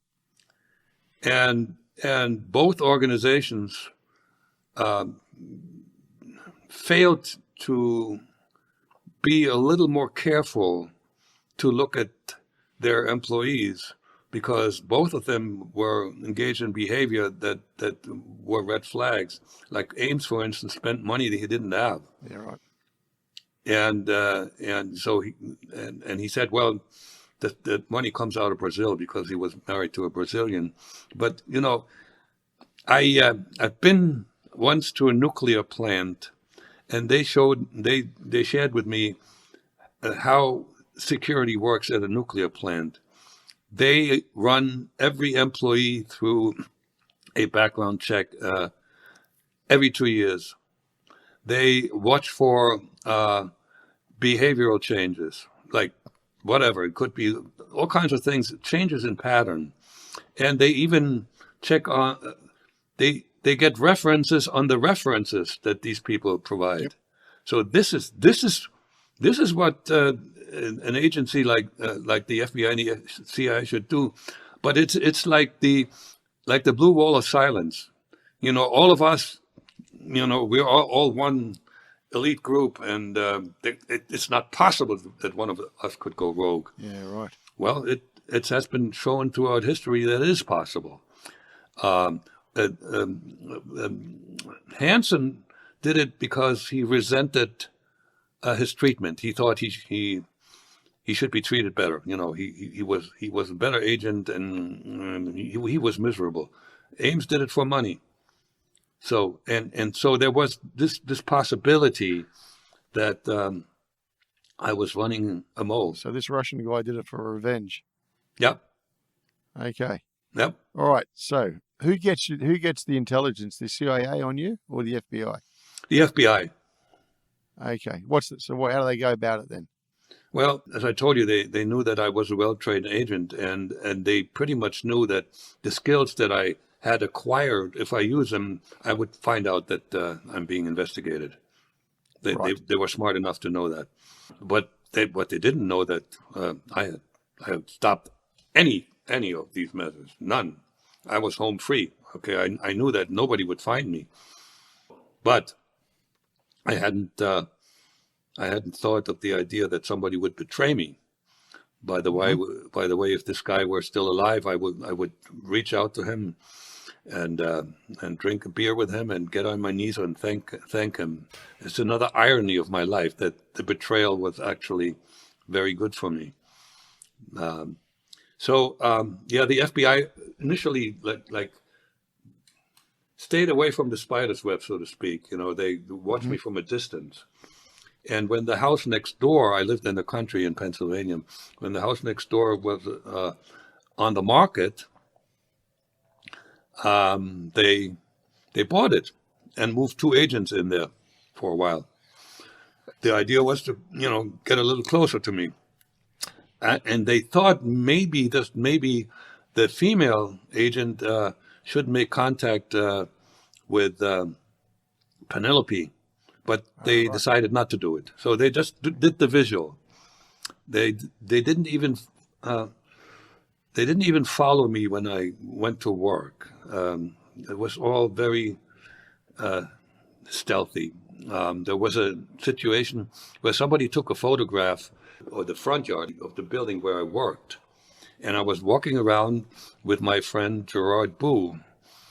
And here comes another interesting wrinkle. Gerard Boo was a Cuban immigrant who made very good money. He was a contract worker, and he made twice as much money as me.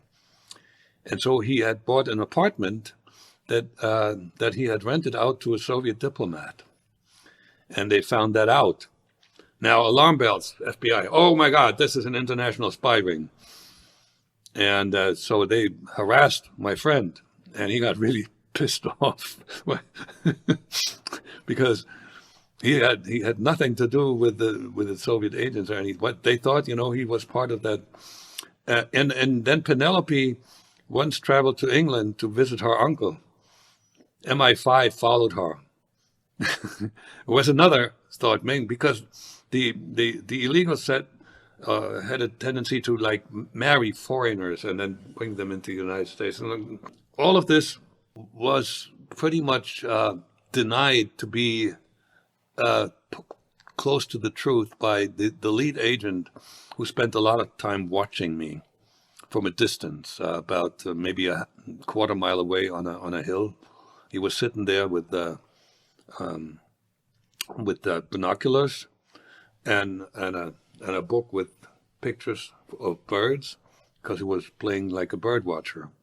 Yeah, right. And over time, just through body language, he figured that, me and the wife weren't getting along very well. Right. And there was a lot of tension in our relationship. And that I loved my children, and I was out playing with them a lot. So he figured, I wouldn't run, and I would most likely cooperate because I loved my children. Got ya. His boss, a female, still wanted me in jail, but he gathered enough votes amongst his colleagues and superiors that they decided to introduce themselves. But what triggered the introduction was the following, another bizarre situation. So they had done a couple of things that I wasn't aware of. One of them was they would go through my garbage regularly. They would, late at night, the night before the garbage was collected, they would replace my garbage with other garbage with the same looking can. Okay, so they went through my house very thoroughly. They spent quite a bit of time there because they knew they had the time. And they also installed a listening device in the kitchen. Well, obviously I didn't know that. I wasn't checking for bugs. And one day my Penelope and I had another argument, and I was so sick and tired of arguing that I figured, I'm gonna use the nuclear option. I call it the nuclear option now because it was like a very strong approach to trying to figure out. She was very, very jealous, and she was convinced that I had a lot of affairs with other women. This was triggered by her father leaving the family after having fathered 13 children. All right. And she was the oldest of them, and these kids were suffering. They were going hungry frequently. So she knew that, men are just like doing that kind of stuff.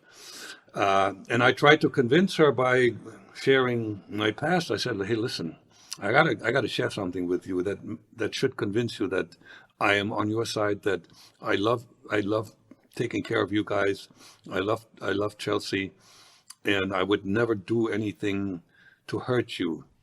I used to be a Soviet spy, and when they asked me to leave you and leave the United States and go back home, I decided to stay. I took a huge risk because I love you so much. Well, if you can misinterpret something, you can pretty much misinterpret anything. That's a better statement. And her interpretation was instinctively, oh my God, I'm married to an ex-spy. Now this guy is a liar through and through, so he's really a bad guy.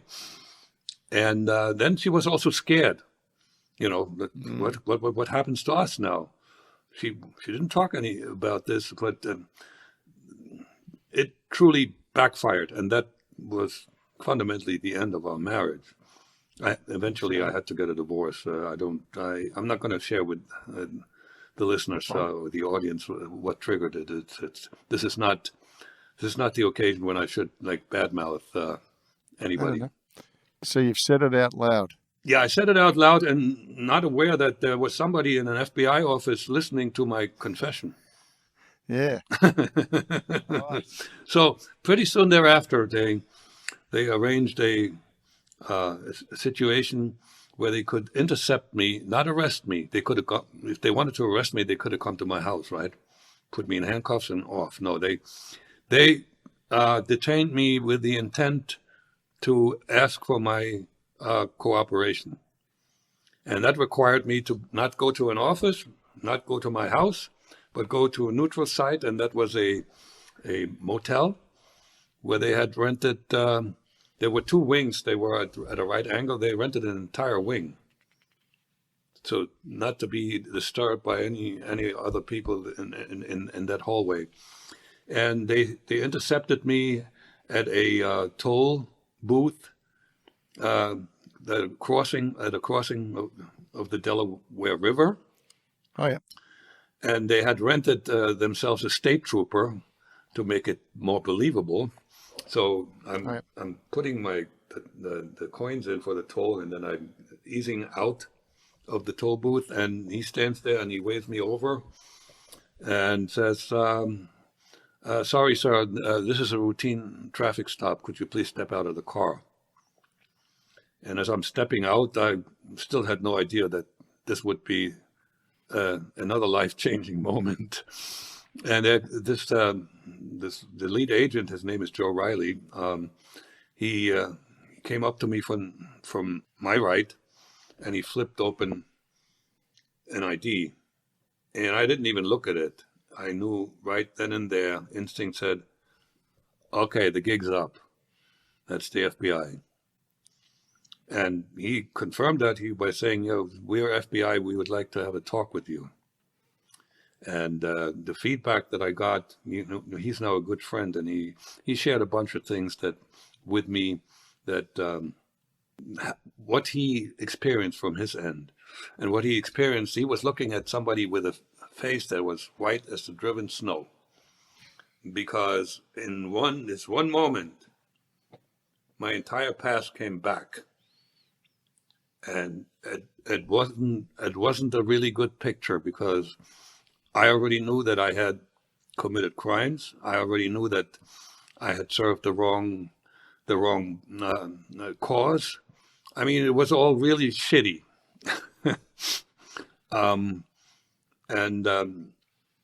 So they took me into their vehicle. Riley was driving, and he had a sidekick. They always do these operations. Oh, there's always two, never only one, because if something happens, there needs to be another witness. Mm-hmm. And so his colleague had, I saw a gun strapped to his ankle, so I figured, this is really serious. But here my stoicism took over within maybe, I don't know, 5 minutes. We had barely left the toll bridge area when I asked a question, and that was important for me. I asked, am I under arrest? And Riley said, no. Okay. And then my instinct took over. I didn't really came to that, to the conclusion saying what I said by thinking it through. It just popped into my head, as I told you, it happens to me often. And I said, "So what took you so long?" And they couldn't suppress a smile. So because, I sort of instinctively knew that in a situation like that, to be liked is quite important. And there was a sense that, as a person, they probably liked me a little. And then when we got to the hotel, Riley actually volunteered the following. He says, "Jack, this may not be the worst moment of your life." So that was hint, hint. You can get out of this in some way. And I volunteered. I said, "Hey, listen, I know that the only way that this episode doesn't end up with damage to myself and the family I love is for me to fully and completely cooperate. And I promise I will do so." And so we talked for another, they asked a whole bunch of questions, talked for another hour and a half. And they allowed me to, they actually made me call Penelope to tell her I would be late from work. And then after 2 hours, they let me go. They had my car, somebody drove it to the hotel. They allowed me to drive home, not without first having the head of the surveillance group, the security group, talk to me. He said, "Just in case, if you think of running, it ain't gonna work because we have people at all the intersections. You cannot run." That wasn't necessary to say, but he didn't know that I had no place to run. Run to. I mean, nothing beckoned at me to say "Okay, come here. This is your home." No, this was my home, and I had no choice. So, and then we spent about 6 weeks, Riley and me, interviewing face to face, and he asked me about every single detail in my life, everything. And I understand it. The reason that they decided to seek my cooperation was the fact that even though I couldn't betray anybody, because the Russians were very good at this compartmentalization, I didn't know any names. Right. But the methods and operations were still important for the FBI to find out, because we know that the Russians were trained by KGB, and initially there were a lot of KGB that was in Russian intelligence. So, and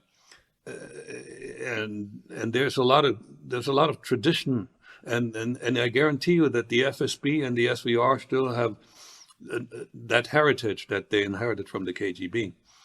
So it was valuable enough, and so that when I passed the lie detector test, I was told that they would be working on getting me a green card, and eventually there would be the possibility of becoming a citizen.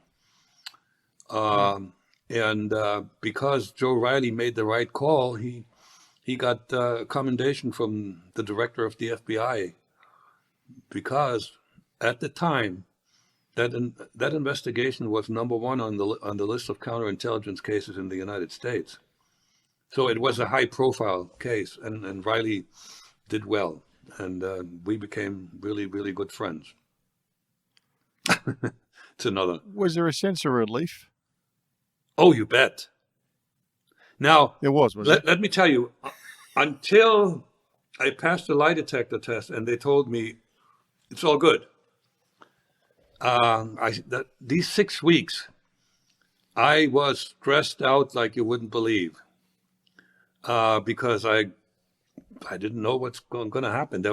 The implied promise wasn't good enough. There was no direct promise, okay? And so, I still remember I was on my property on a weekend, and I was weed whacking, and my brain was going like crazy in a loop. The same way it had gone crazy when I had these decisions to make. This was not a decision to make. That was just the unexpected. I didn't know what to expect. That sense of relief was just as as strong as the sense of surprise when Riley said hello. Yeah, it was exact opposite, but very strong. And yeah, and I knew that possibly one of those days I might actually be able to visit Germany again, because I would be legalized. I would have, and if I get my citizenship, I would travel back to Germany. So it was like, wow, all the tension that I had in my life up to that point was gone. So they couldn't make you into a double agent because you'd already called it a day, because you were out. No, they couldn't, because I was dead.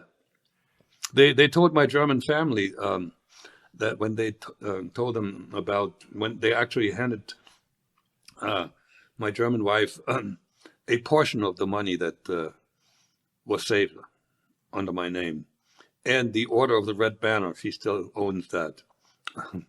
And then they said, sorry to tell you, your husband has passed away. And the German name that I was under is Albrecht Dittrich. Albrecht Dittrich is listed as dead in the German register, whatever that's called, the Social Security register. So at one point, an ex-classmate who worked for that organization, she found that entry, and everybody in Germany knew that I was dead. And all of a sudden, one day I show up again. So who are you now? Are you Jack, or what? Who are you? I was Jack. I have been Jack for a long time, with one exception. When I'm in Germany and somebody calls me and I don't even see him and calls my first name, I will turn around. I will respond to that, but only in Germany. If you do it here, I'd probably turn around too and say, "What the heck is going on with you? You shouldn't know that name." No, but so the evolution went down another path. So I was a free middle class American citizen, sort of. I was operating on a green card, so I wasn't really fully American. So, but this was the evolution that led me to tell you that today I'm emotionally, intellectually, and legally American. The intellect came first. With the anti-communism was the discovery of the U.S. Constitution, which I think is the most brilliant political document ever written, and it so works well with my personality. Okay, so that's one. Then emotionally, I became an American in 9/11. And then legally, it took some time when I got my citizenship. And I walked out of a Homeland Security office that had sworn me in right then and there. I didn't have to wait for one of those occasions when they swear in a whole bunch of people. And I walked out of there, and I finally had a country again. I was home, and that's who I am today. And what do you do now, Jack? Have your career is a very specialized career. Do you still engage with FBI, CIA, the U.S. intelligence in some form? Oh yeah, I got about 20 good friends who were at one point were in intelligence. One of my friends actually he is one heck of a guy. I mean, we have identical opinions about everything that's going on in our country, in the world, family, whatever. But he spent 18 months undercover in Al-Qaeda. Yeah, right. Wow. I mean, talk about that's scary. Taking a risk. Yeah, that's scary. I also am friends with a guy who was undercover with the South American drug cartel. Oh. He did money laundering for them. That was also somewhat dangerous. As a matter of fact, he actually, and I believe this man, he is a very honest guy. He had to kill a couple of mafia guys that were after him. They were going to kill him. Yeah, right. Somehow somebody found out that, he was undercover. So I have an interesting set of friends. You're listening to the No Limitations podcast, brought to you by Blenheim Partners. Blenheim Partners is an international board and executive search firm working with chairs, directors, CEOs, and senior executives on their most critical people choices. For more information, visit blenheimpartners.com. Do you still consult, Jack? Do you still get brought in from the intelligence service to say, can you from your experience? Or No, not? I do one thing, and that's a regular appearance in Quantico, which is where the FBI has some offices, and there's also other intelligence services and the Army, and they have a seminar in counterintelligence training for the armed forces, and I give a presentation periodically. Like last year was 8 times, and this year we have planned 4. But typically the government, this is like every bureaucratic organization, when towards the end of the budget year you start spending the money, or else it will be cut next year. So I can expect a little more towards the end of the year, but that's it. I was carried by the FBI as a trusted source for until the book came out. When I became a public figure, they made me into a private citizen. And oh, by the way, that may be of interest. There was at one point a possibility. The FBI was approached by Australian counterintelligence. They had reason to believe that there was a sleeper left over in Australia. Yeah. And they asked, the FBI, can you help out? And they were going to send me to wake this guy up. And somehow they dropped the idea, but that would have been interesting. Leads me to a couple of things, Jack. I'm going to talk about the next step in your life. You publish a book. You've also gone and done a podcast series as well. Talk us through what was the motivation to write the book. That's another oddity in my life. When I told my children about my background, they were adults at the time.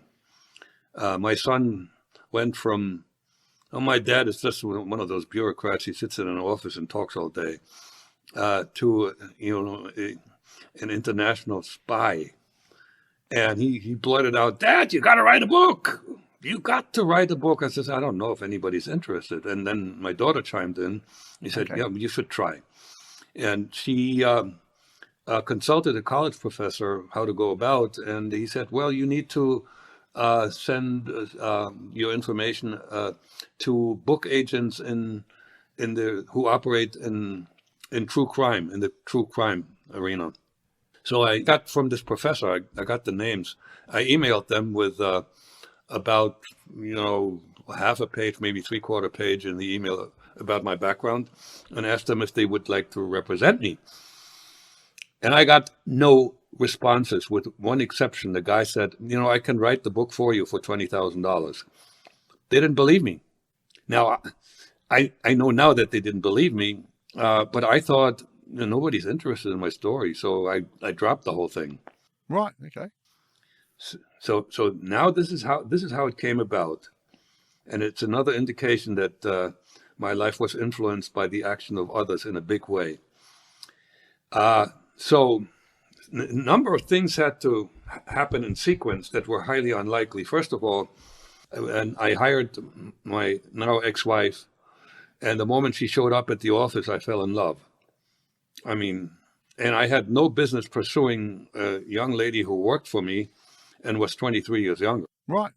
Yeah, but we both went through a divorce, and we were very cautious not to show anything. And so we started dating, and nobody knew that we were together. One day, the phone rings, and I understand she picked up the phone, and I understand that that's somebody she knows quite well. They were both speaking English, even though they both know patois. But she then turned to me and said, "My half brother's in the country. He's visiting this guy who was sort of Ersat's father. It was a French painter who traveled around the world and almost adopted him. So, and they still had a relationship. And this fellow has a house in the United States, an old farmhouse where he stores a lot of his artwork.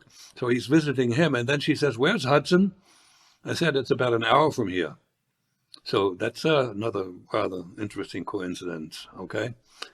So Richard, I pick him up and he comes to our house, and my ex-wife had told him about my past. And so he asked me a bunch of questions. He took some notes, and then he said, "That is humongous. That's going to be a huge story." Well, I knew that he was a conductor at a railroad at the time. If I couldn't get book agents interested, what the heck would he do? Nothing. Well, he happened to have a friend with whom he was roommates for a little while who had a doctorate in Chinese studies. And he consulted some, wealthy, weird people who this is feng shui or whatever that is, in the art of feng shui. Yeah. Arranging your furniture in the house to have a good spirit to surround you with.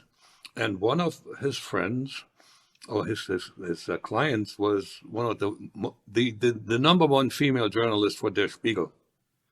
Oh yeah, okay. So he told her, and she was skeptical. So she started doing some research. Yeah, right. And she found out that there's probably something that that would make a really great story.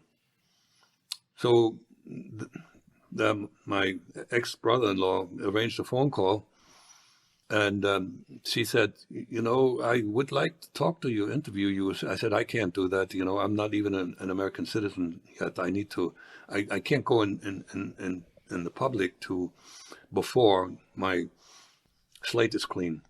So, well, I got my citizenship, and immediately I applied for a passport and made arrangements to drive to fly to Germany. And of course, I did tell my brother-in-law that I'm coming. So as I deplane in Berlin, and I walk down the hallway there, I have a camera and a microphone in my face. This lady followed me through my travels into history for several days and interviewed me like at length.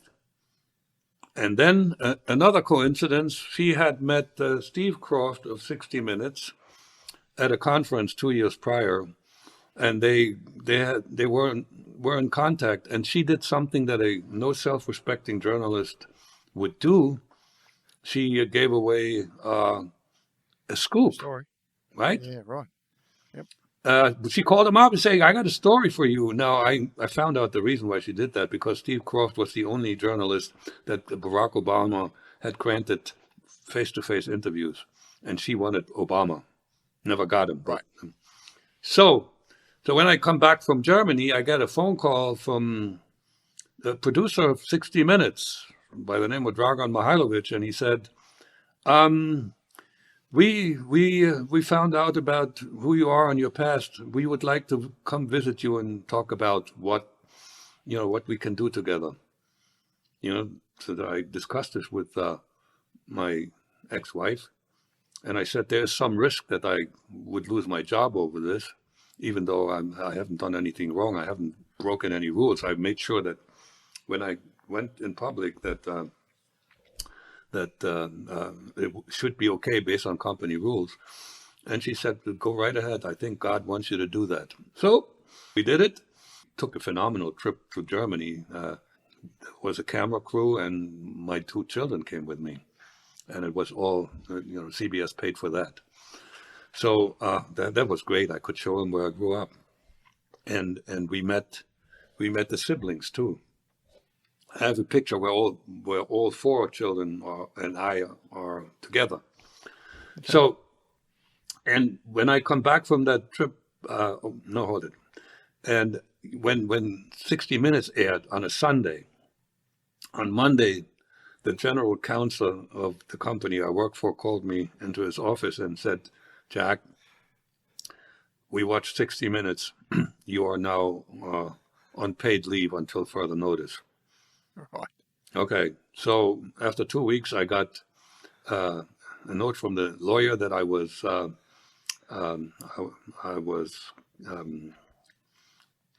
dismissed for cause. In other words, they thought I was guilty of something, and I got myself an attorney and convinced them that I broke no law. There was no way that they can defend that, and so we sat down and worked out an NDA, and I got a going away present. I'm not allowed to mention the name of the company. Suffice it to say, they operated in the energy industry, and there was some concern. It was mostly reputational damage, that they had an ex-KGB agent in their ranks, and they didn't know about it. Didn't you fill that in the form when you started? No. Are you an ex-KGB? Have you ever been? Yes. And I don't know if there was a question as to whether I was ever a member of the Communist Party of the United States, which I could have answered with a straight no.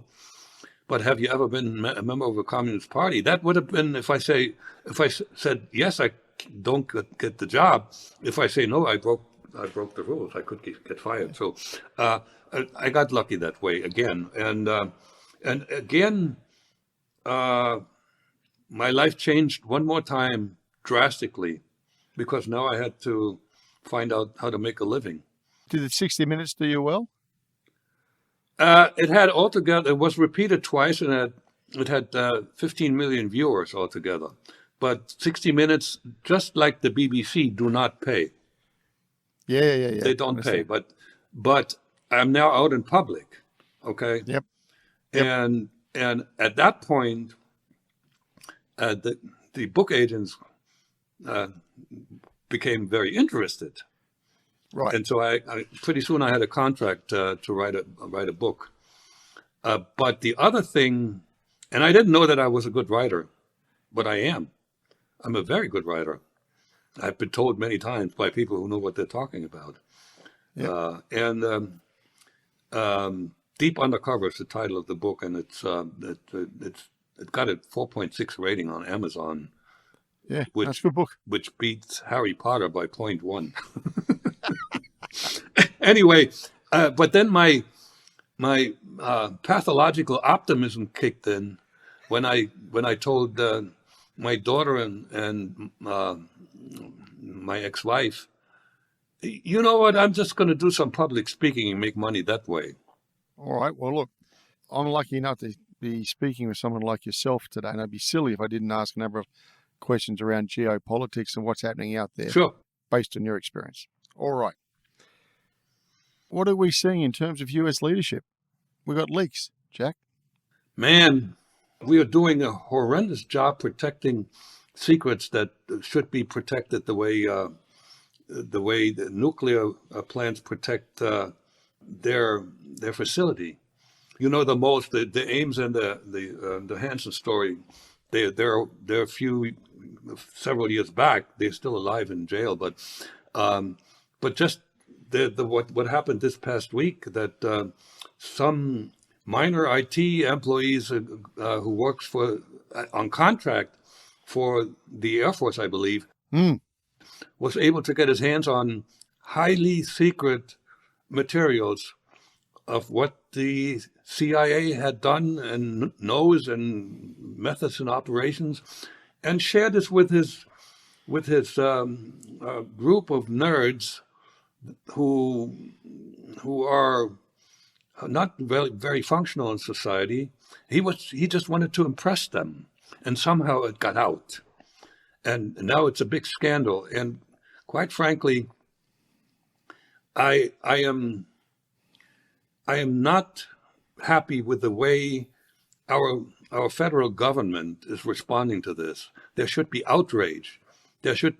Somebody should be calling for massive changes. Nobody's doing this. They're like saying, "Oh, we're investigating." It's like, let's just make this go away. Well, this is cowardice. This is political behavior. This is not how you should operate as a government whose primary responsibility is the security and the safety of the people that you are governing. So I'm not happy with that, and I'm also not happy with the wokeness sort of having at least a foothold in the U.S. military. I'm not against women being in the armed forces, but I'm against the women have to have some bit of a male behavior in themselves if they want to see combat duty, right? And they can. I'm not denying that. But if you treat men like women and soften them, you are weakening the war machine to a point where it becomes not functional anymore. That trend needs to be reversed. But, your experience, if you look at that, ever since the Red Line or Crimea, oh yeah, the US has lost its way a little bit, and then Afghanistan, I guess, is the icing on the cake. Yeah, we signaled weakness when Barack Obama says, "Well, we Russians, you can't use chemical weapons. That's a red line, and we will not allow that." And then when Putin dared it anyway, nothing happened. And then the invasion of the Ukraine, not a peep, as if this was okay with us. It wasn't. And that encouraged Putin to invade Ukraine. The other thing with regard to what also triggered that invasion was, I think NATO got too close to the Russian border, and that again, there has been a history of mutual ignorance with regard to the United States knows what's important to Russia and vice versa. The CIA had no clue that the Soviet Union would come down. They did not understand the Russian soul. The Russians didn't understand how America operates. And it's the same today, except we have some experts in our country that know Russia very well, except they're not listened to. And so that thing with NATO, and they could have asked me, because I know about the history of Russia, and I know that Russia has been, since its founding as a nation in the Middle Ages, has been invaded all the time. From the north, the Vikings came in. From the east, there was the Mongols.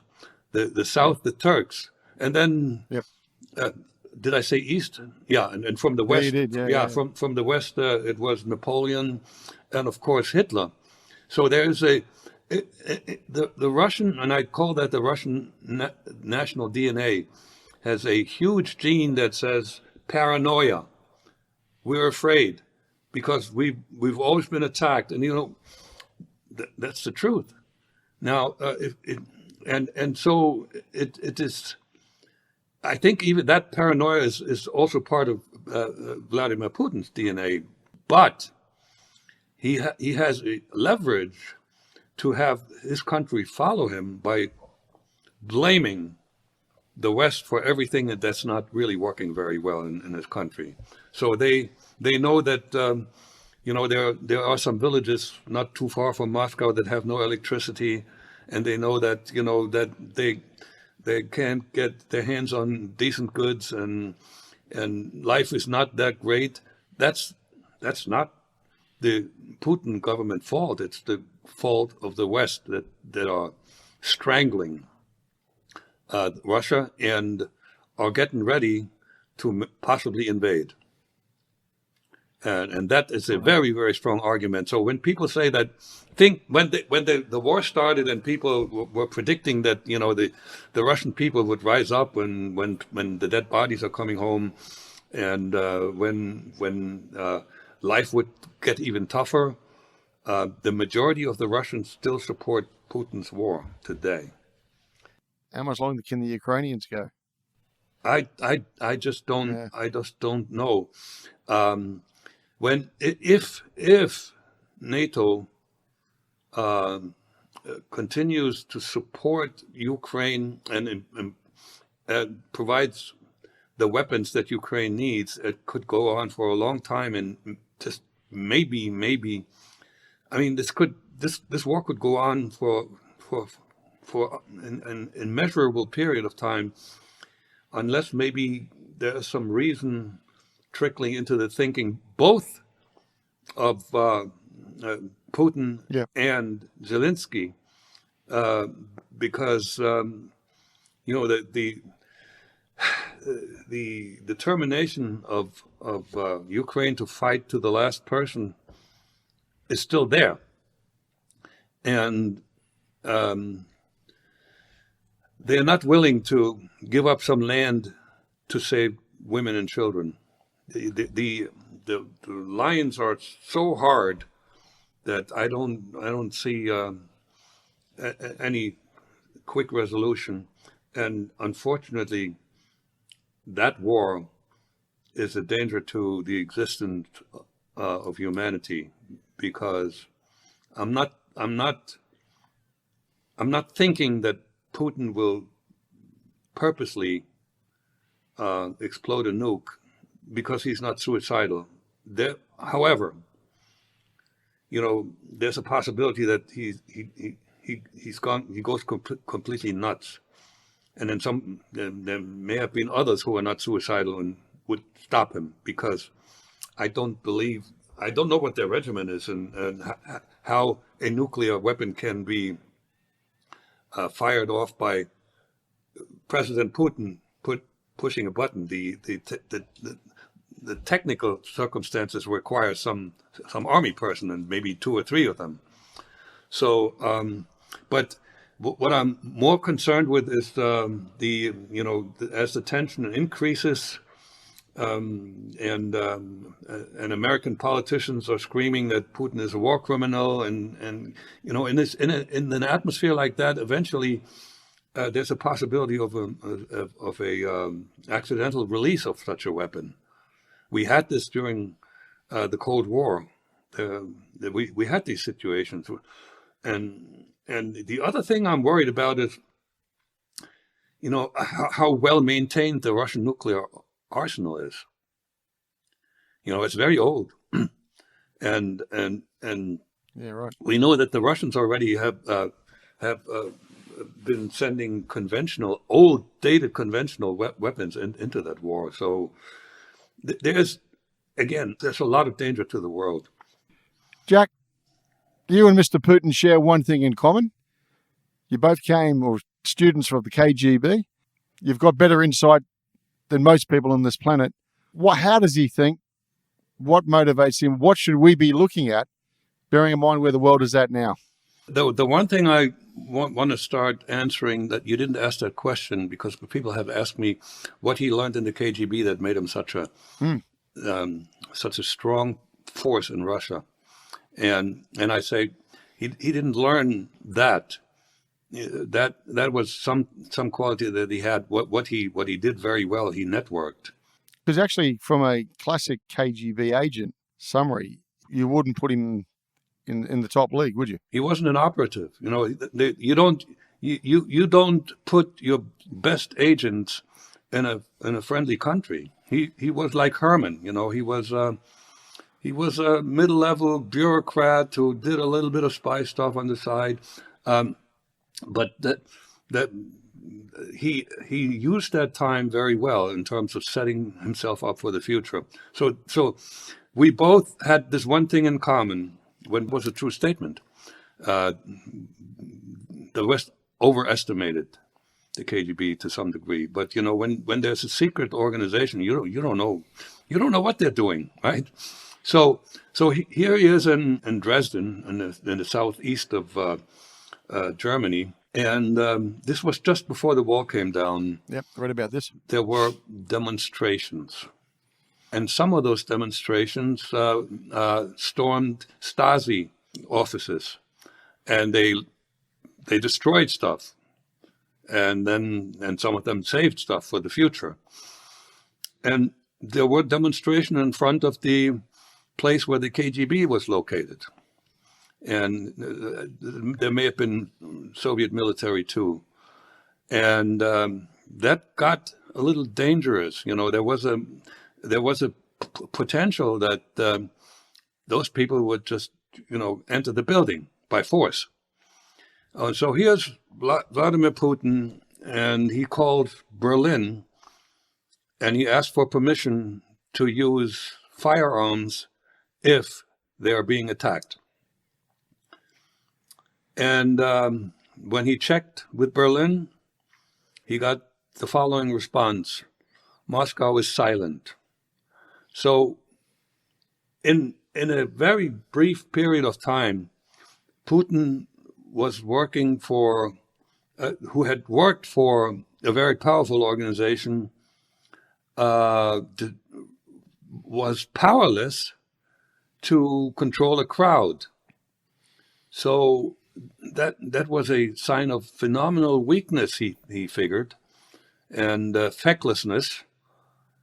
And he talked about it, and that sort of shaped his characters to some degree, because he was out in public in front of a large audience a few years ago, quite a few years ago, when he stated that his mission was to rebuild Russia's greatness. Okay, that was known, and in the process, he also wants to build a legacy for himself and his own greatness, right? You got to have a huge ego to lead the way he leads. He is not. There was this one tape that the BBC shot where he interacted with the head of the SVR, one of the intelligence services, and he treated that man, who supposedly should have been a little powerful. He treated him like a little boy, and he made him repeat verbally what he said he should answer.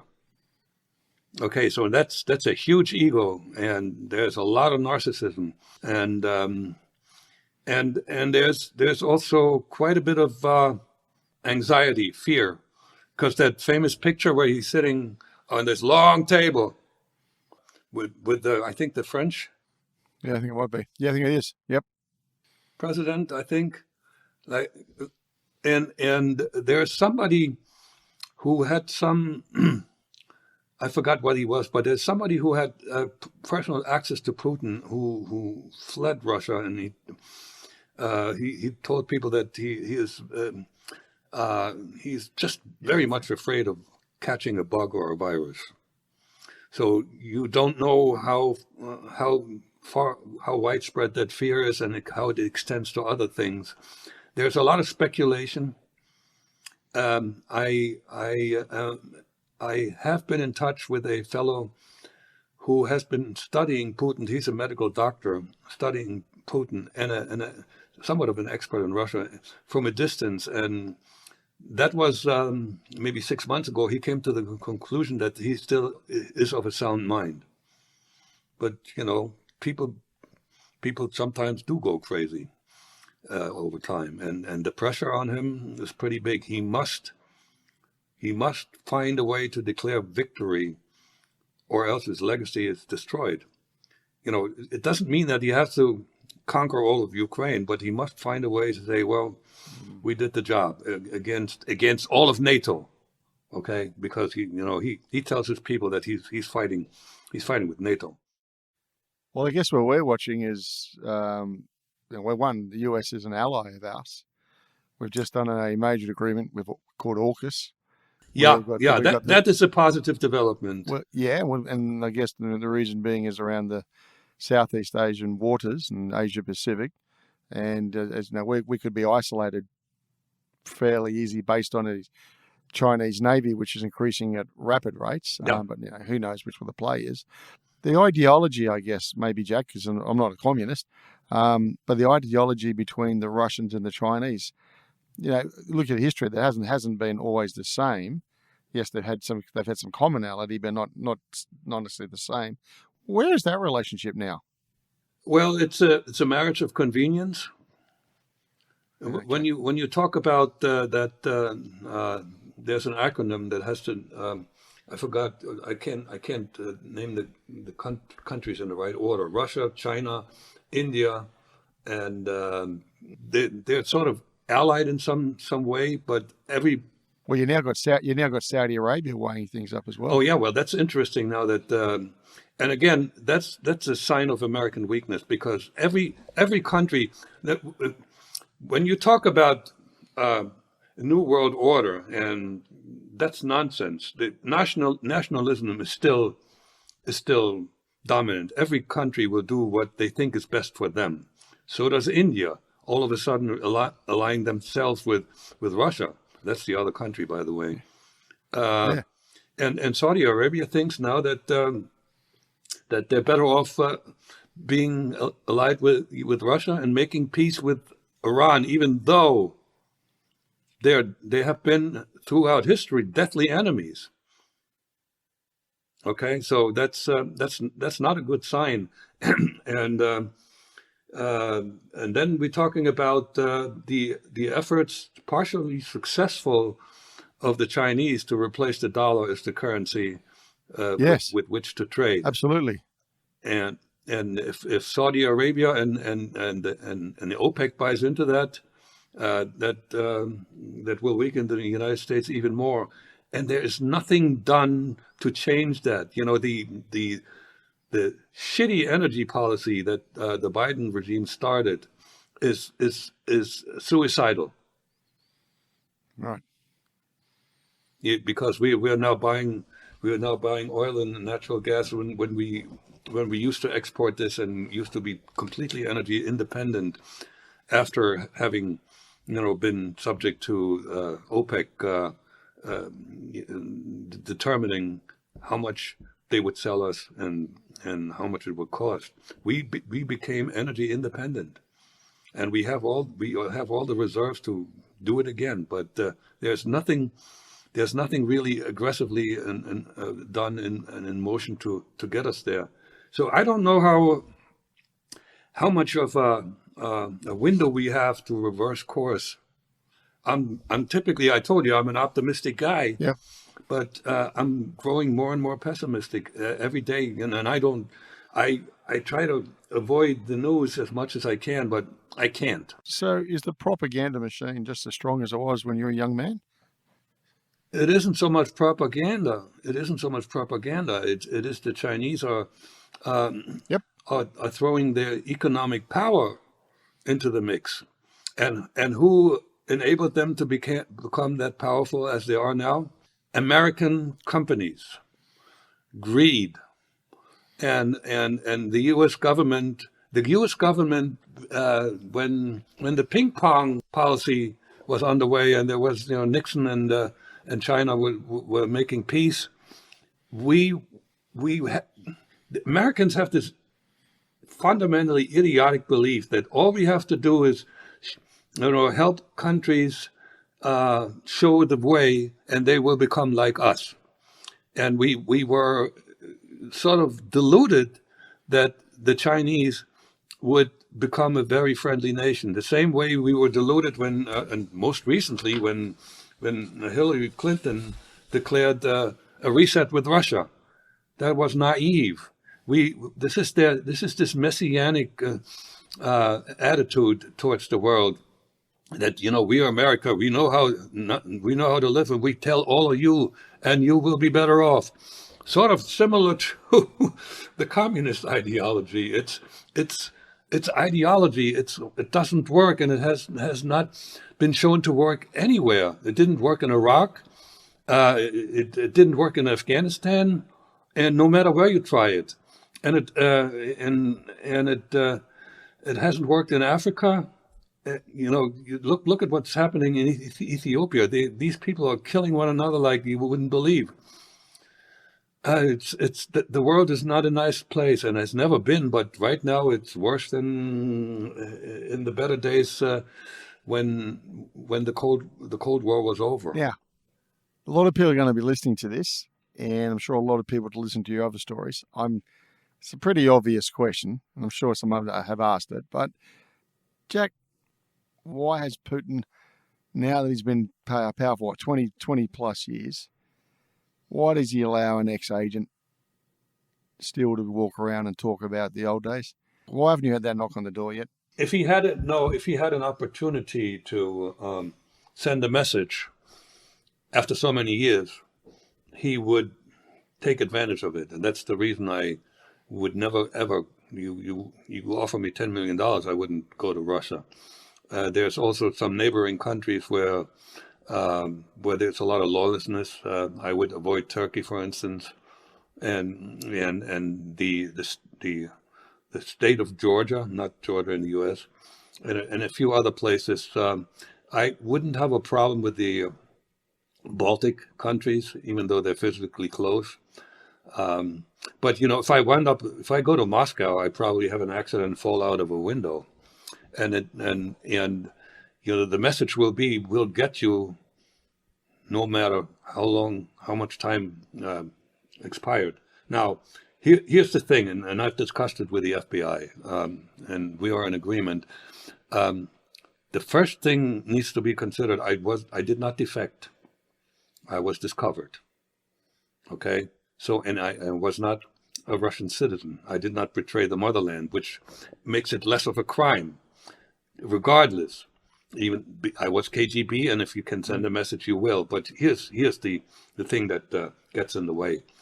The teams that can go to another country and kill somebody there are highly specialized, and there aren't too many of them. And you know that when the GRU team that poisoned Skripal, they actually made mistakes, and it was traced back to the GRU. But they still got away with it. Yeah, right, but they have a limited number of specialty teams, and if Vladimir has a list of people that he would like to do away with, I wouldn't be very much at the top. So I feel totally safe in the United States, and I've traveled in Western Europe, and that wasn't a problem either. You still go under the name Jack Barsky when you travel? Yeah, sure. All right. It's in my passport. Right? Okay, fair enough.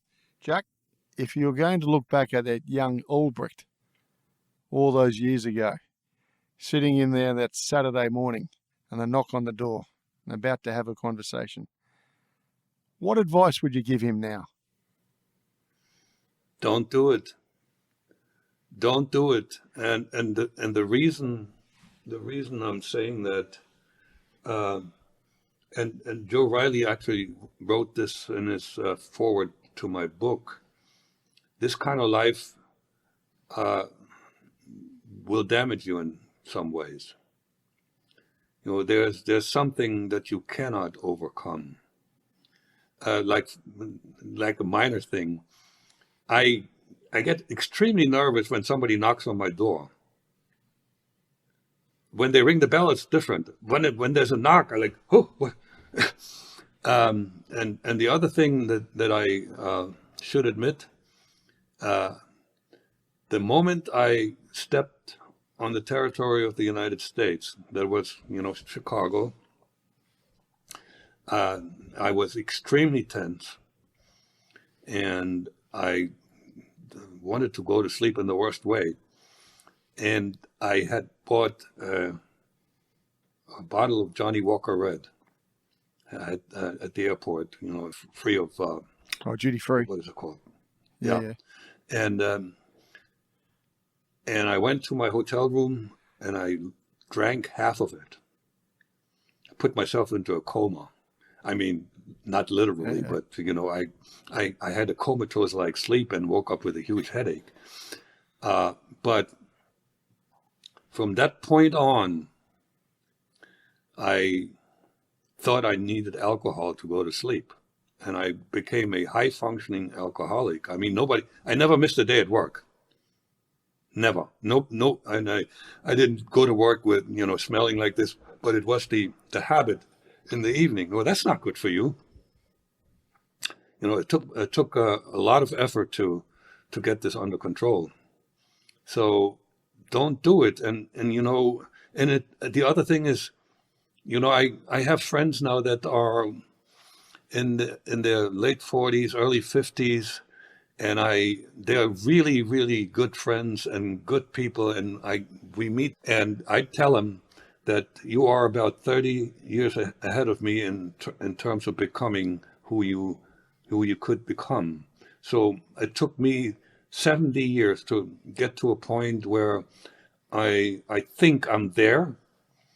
I think I learned all my lessons, and I feel really comfortable in my own skin. That was not the case. So there was a long period when I didn't know who I was, and when I really and when you don't know who you were, you rely on the opinion of other people. But that's not a good thing, because you become a people pleaser, and you tell people what they want to hear. So Yeah. I'm not there anymore. I can speak the truth in love.